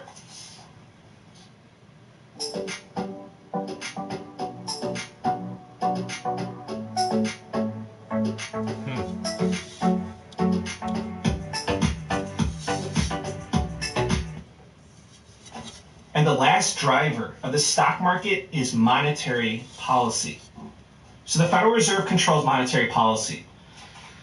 I just want to remind you, if you're new here, if you're new to watching this channel, or if you're just naive, that in the United States of America, we do not have free markets. The United States economy is centrally planned by the Federal Reserve, which is a private organization. So it wasn't always like this, or it wasn't as pronounced until, I would say, after 2008, and then it became amplified after 2020 and onwards. In the United States of America, the U.S. economy and the stock market is dictated by the Federal Reserve. If you don't believe me, you could take a look at just look at the stock market. This is very straightforward. I'll give you one example, one of many. In 2020, the United States of America locked down. GDP fell, unemployment soared, and the stock market went up by 16%. Was the stock market's performance driven by fundamentals? No.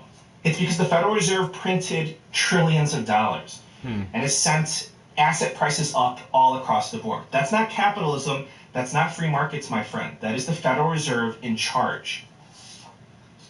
So take a look at the housing market. The Federal Reserve printed trillions of dollars. Since 2020, home prices have gone up by approximately 30%, thanks to the Federal Reserve. The Federal Reserve tightens monetary policy and raises interest rates. This makes the 10-year yield shoot up to 5%.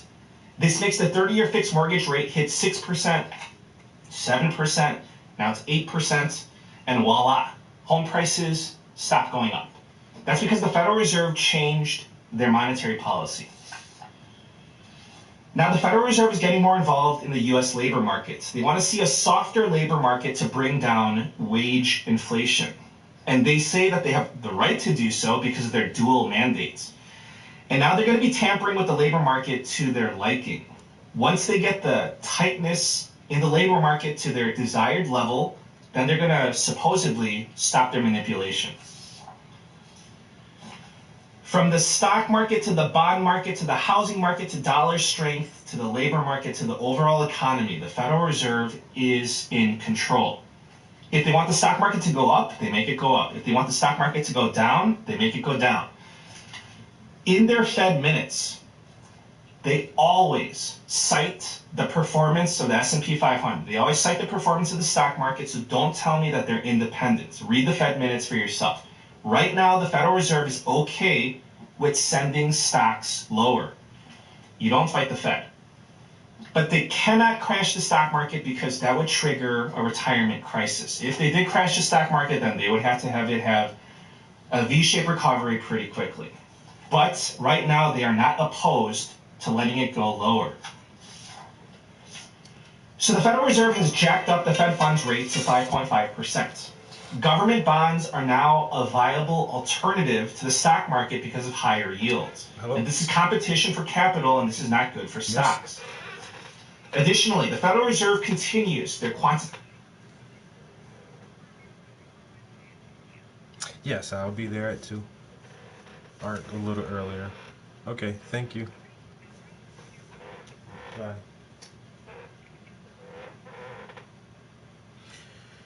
Oh, got a dentist appointment Wednesday at 2. Damn, I don't know, just that phone call broke my concentration. I didn't realize I had to piss until I had to think about something else. I'll be right back. You take it back from break.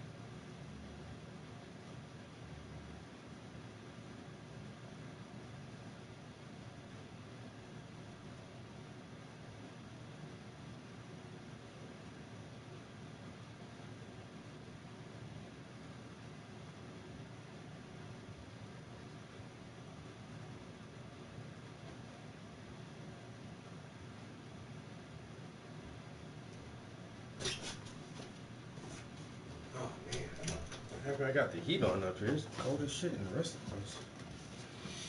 God damn.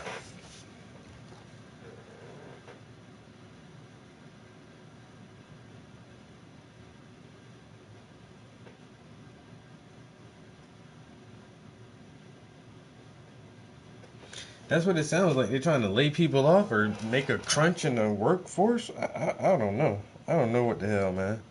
The Fed is some crazy ass shit, bro.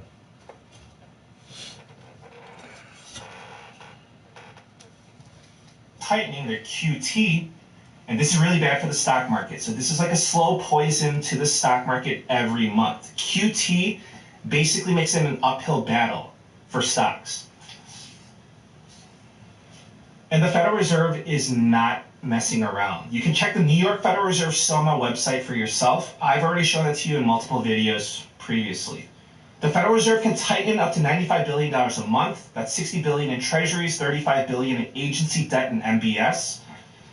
I'm looking at their SOMA website and they're going pretty hard. I saw about $80 billion of tightening in September. They're around $30 billion right now in October, but we're just a little bit past the midway point for October. So it's a little bit slower this month, but we'll see how the back half of October turns out. Okay, so here's the problem with QT. The Federal Reserve, they're letting these bonds roll off and mature. This means that the U.S. government needs more buyers to step in, to step forward and buy more U.S. bonds. But just think about it. Who's going to do that? Foreign countries? Like who? Like China? You have to remember that China hates us. And generally speaking, foreign countries have less appetite right now for U.S. bonds. Institutions will have to do the heavy lifting, but there's only so much they can do. So all of this is showing. The numbers don't lie. The 10-year yield has crossed 5%. I just checked it right now before making this video. It's at 4.88%. And that's the thing. If QT continues, who knows how high interest rates will go. People are erroneously so caught up with the Fed funds rate, but that's just one piece of all of this. QT is the bigger piece that almost everyone is deciding to forget about. And supposedly, the Fed will maintain QT for the entirety of 2024. And that's going to be terrible for U.S. bonds, which means that's bad news for the stock markets, because stocks will be competing with higher yields for capital. Okay, regarding the Fed pivot, the Federal Reserve will pivot in 2024. I told you no pivot in 2023. I'm going to be right. 2 more meetings left of this year in 2023. The Federal Reserve is not going to be cutting interest rates this year. The expectation for a Fed pivot got pushed to March of 2024, and then got pushed further to June of 2024. Right now, the median expectation for a Fed pivot has been pushed to July of 2024. That is Q3 of next year. So do not expect lower interest rates anytime soon. No Fed pivot and QT is going strong. And you know what's crazy? If you look at history, the stock market tends to go down after the Fed starts cutting interest rates. I want to be clear about this because a lot of people get this wrong. Because what happens is that something breaks and then the Fed responds by cutting interest rates. But the interest rate cuts is not enough to save the economy nor the stock markets. So it's not the interest rate cuts that causes stocks to fall. It's that something breaks, the Fed reacts with the cuts, but it's a little too late to save the market. So right now, I'm watching the Federal Reserve because they are in charge. But it's important to pay attention to corporate profits and also be mindful of the hype, which drives short-term volatility and speculation. So please subscribe. I look forward to updating you. Thank you so much for the support, and happy investing. Would like to make money online in a few spare hours a week, then I want you to forget about starting an Amazon store, building a Shopify store, drop shipping stuff from China, or doing any of the typical stuff you've been told to do in the last few years, especially since the beginning of the pandemic, when everybody and their brother came out and started trying to teach you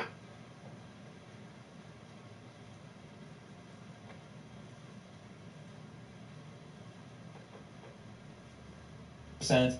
Now, if you try to sell that bond in the secondary market, people are going to go, why on earth would I buy that? When I can, for the same price, I can get a better yield.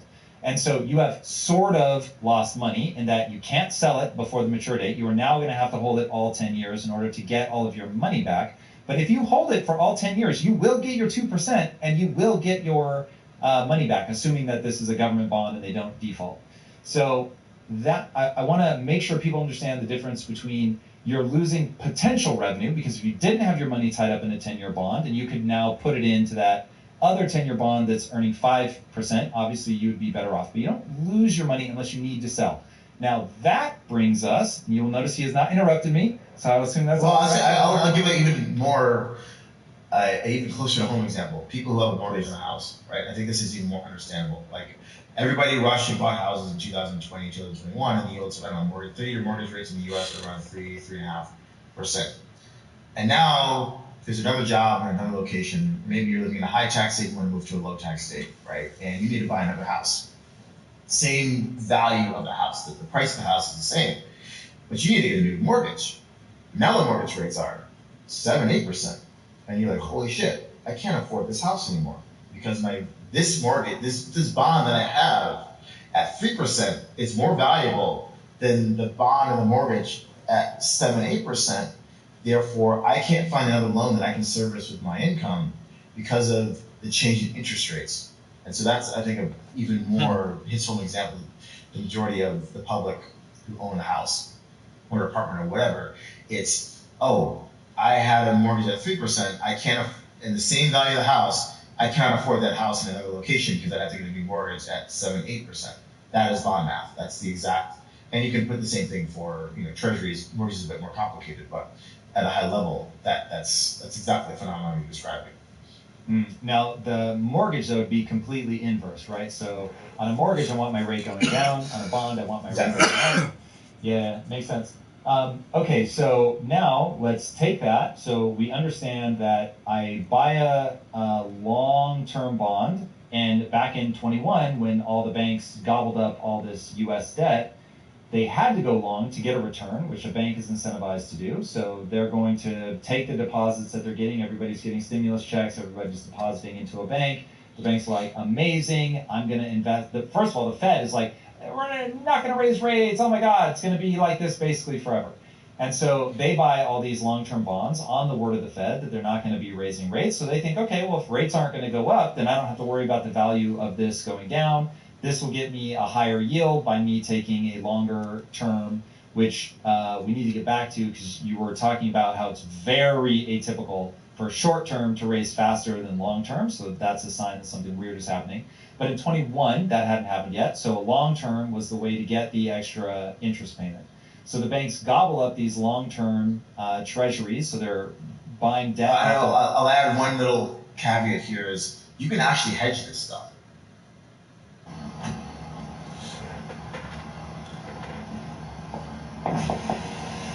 Good evening, officer. License registration, please. You know I pulled you over? No. You were doing 52 in a 25 zone. Oh. Have you been drinking? No. If you're smelling something, it might be. I'm wearing a spiked eggnog body wash. If you want to smell. Do I want to smell? It's cinnamony, so if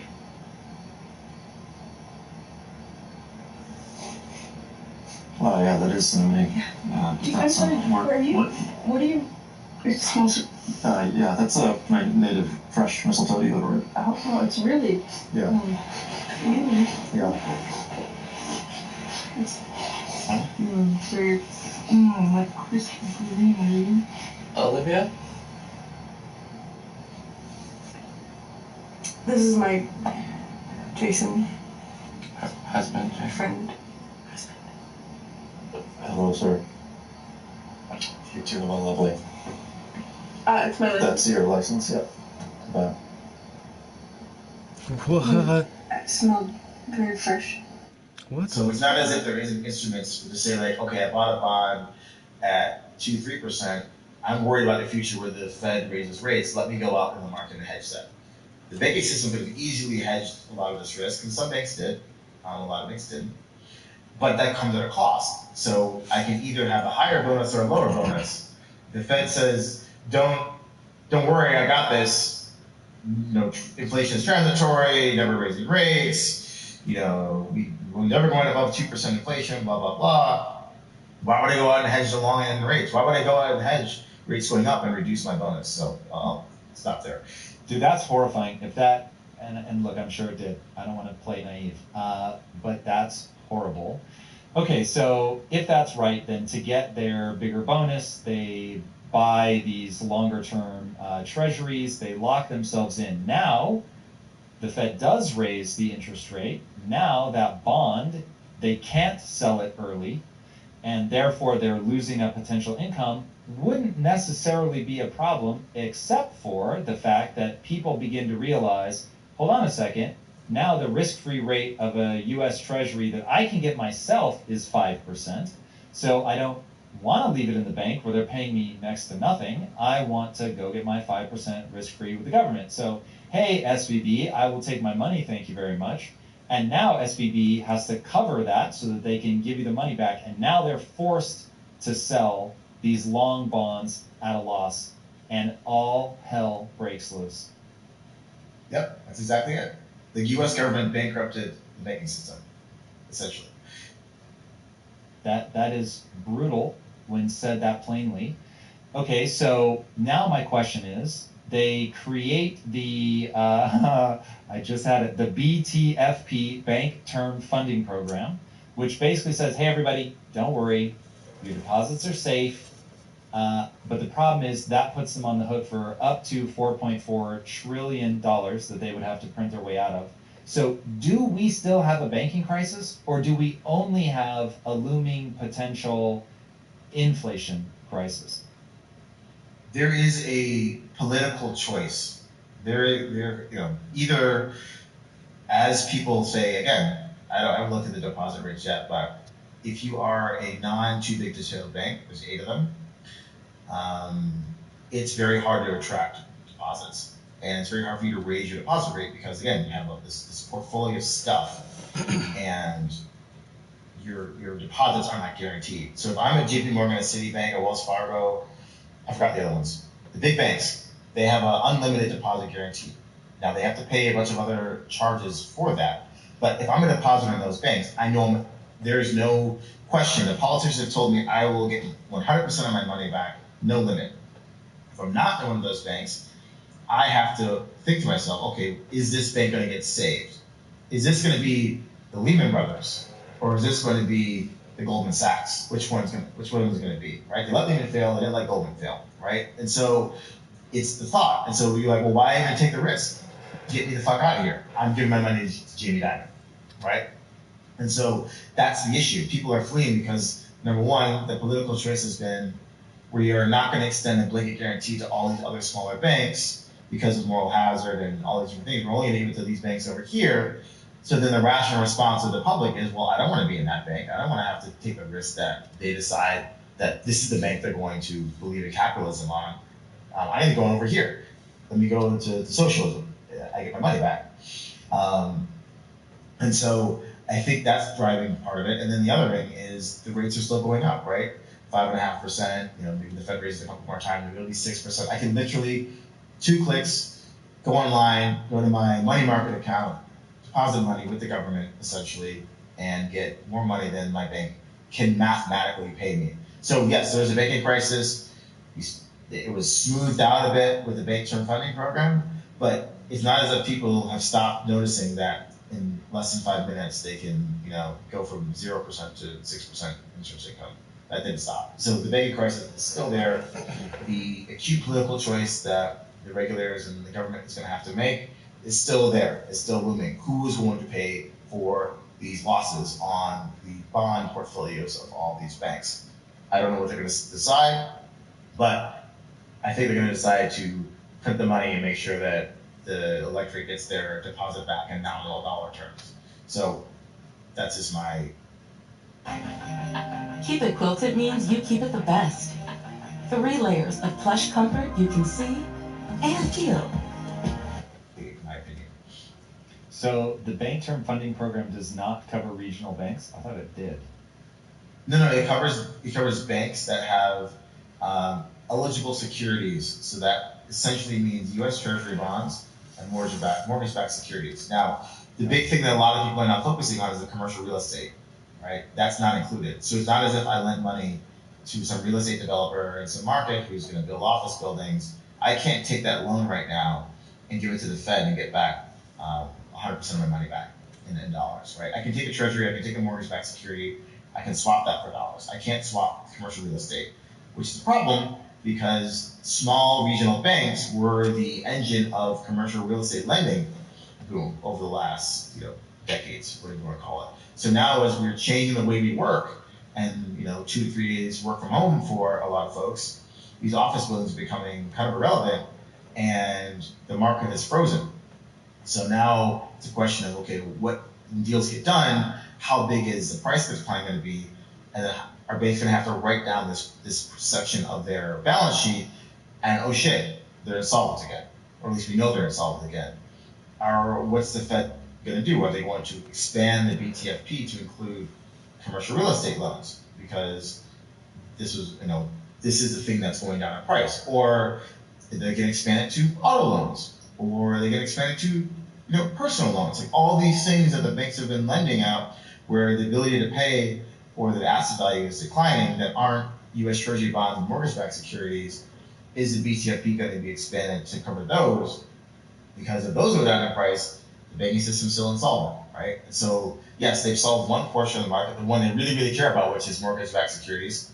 They want Americans to own a house and U.S. Treasuries. They want Americans to invest in the government. Now, it's all this other stuff. They would rather not have to bail out. But when again, they're trying to fund two the banking wars, system is choking on all this stuff. The rest of the people are becoming filthy. They're going to have to make a You already know, bro. They're going to let the non-Jupiter banks. Yo, the banking game is the biggest game, man. You know, Central banks, Americans with small deposits not get their money back, or they're going to come in and save the day and bail everybody out and print more dollars. Okay, I think this is the part in our program where we point out exactly And that's what why inflation is. When it was first described to me as an invisible tax, I was like, and that's why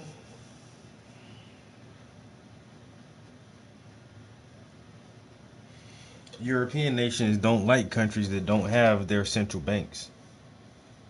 As long as you got a European central bank, you're good to go.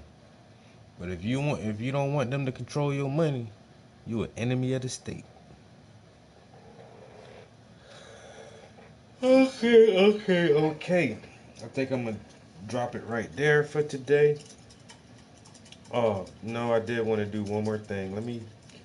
I'm trying to get comfortable with the cover of this book. I'm almost there. It's looking really good so far, but I do see like one more little spot, this gray area I want to try to soften up a little bit. Do I even have enough black and white on this palette right now? Tomorrow, there are some wet colors on here that I can use, but I'm really thinking tomorrow I need to just clean this palette. I haven't done it in a minute. I need to just scrape all this old gunk off because it's starting to get in my way. Kind of confusing right now. So this shadow, I want to make it a little softer gray here.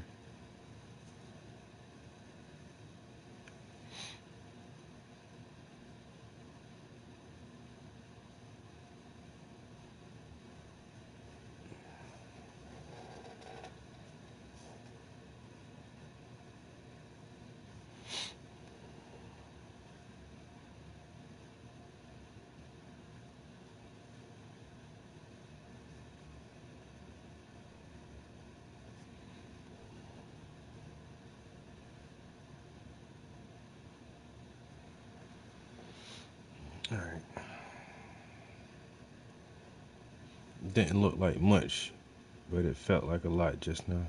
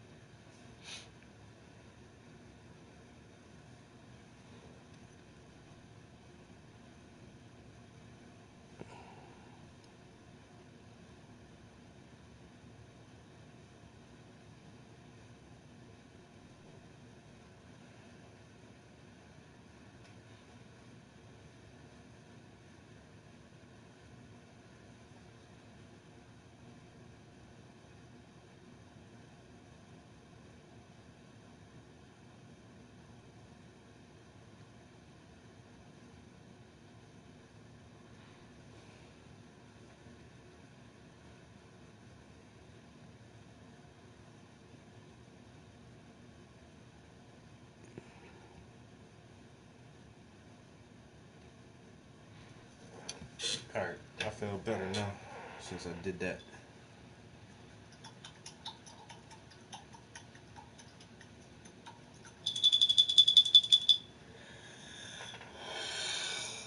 I know that's right. Smart investments and patience. You get that.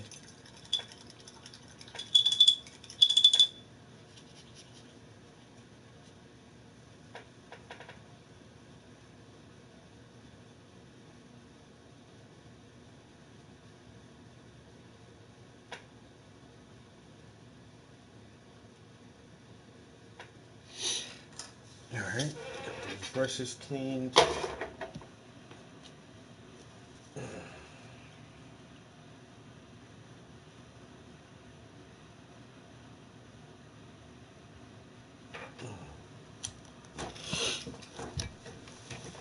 Alright, let's see.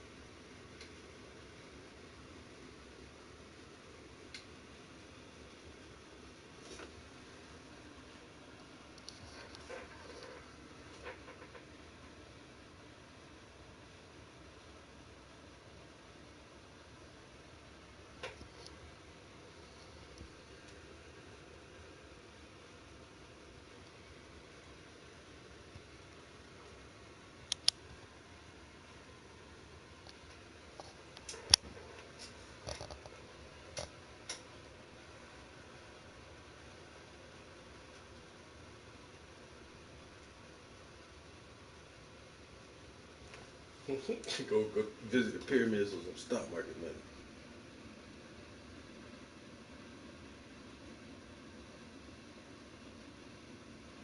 I'm liking it, man. It's looking good, man.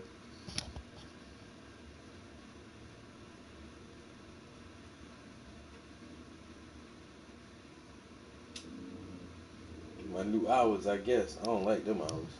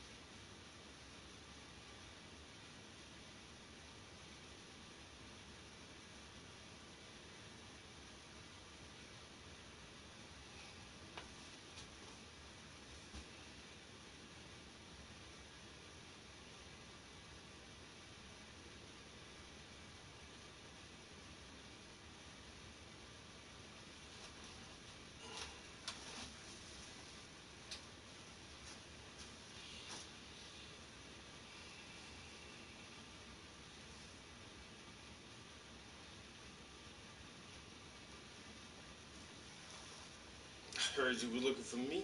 I don't want no beef, bro.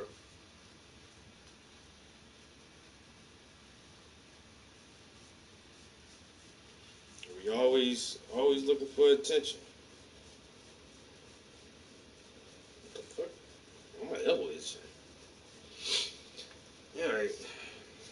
What we did? We did 2 hours. Did a good little, 2 hours or something like that. Got a good little bit of something in. Make sure that your brush is clean so I don't shit myself. Alright. All good to go. I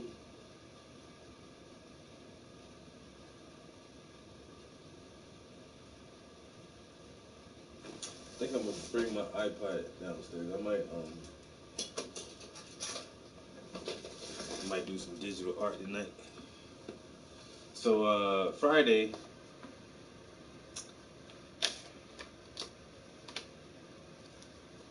I was supposed to have a design ready for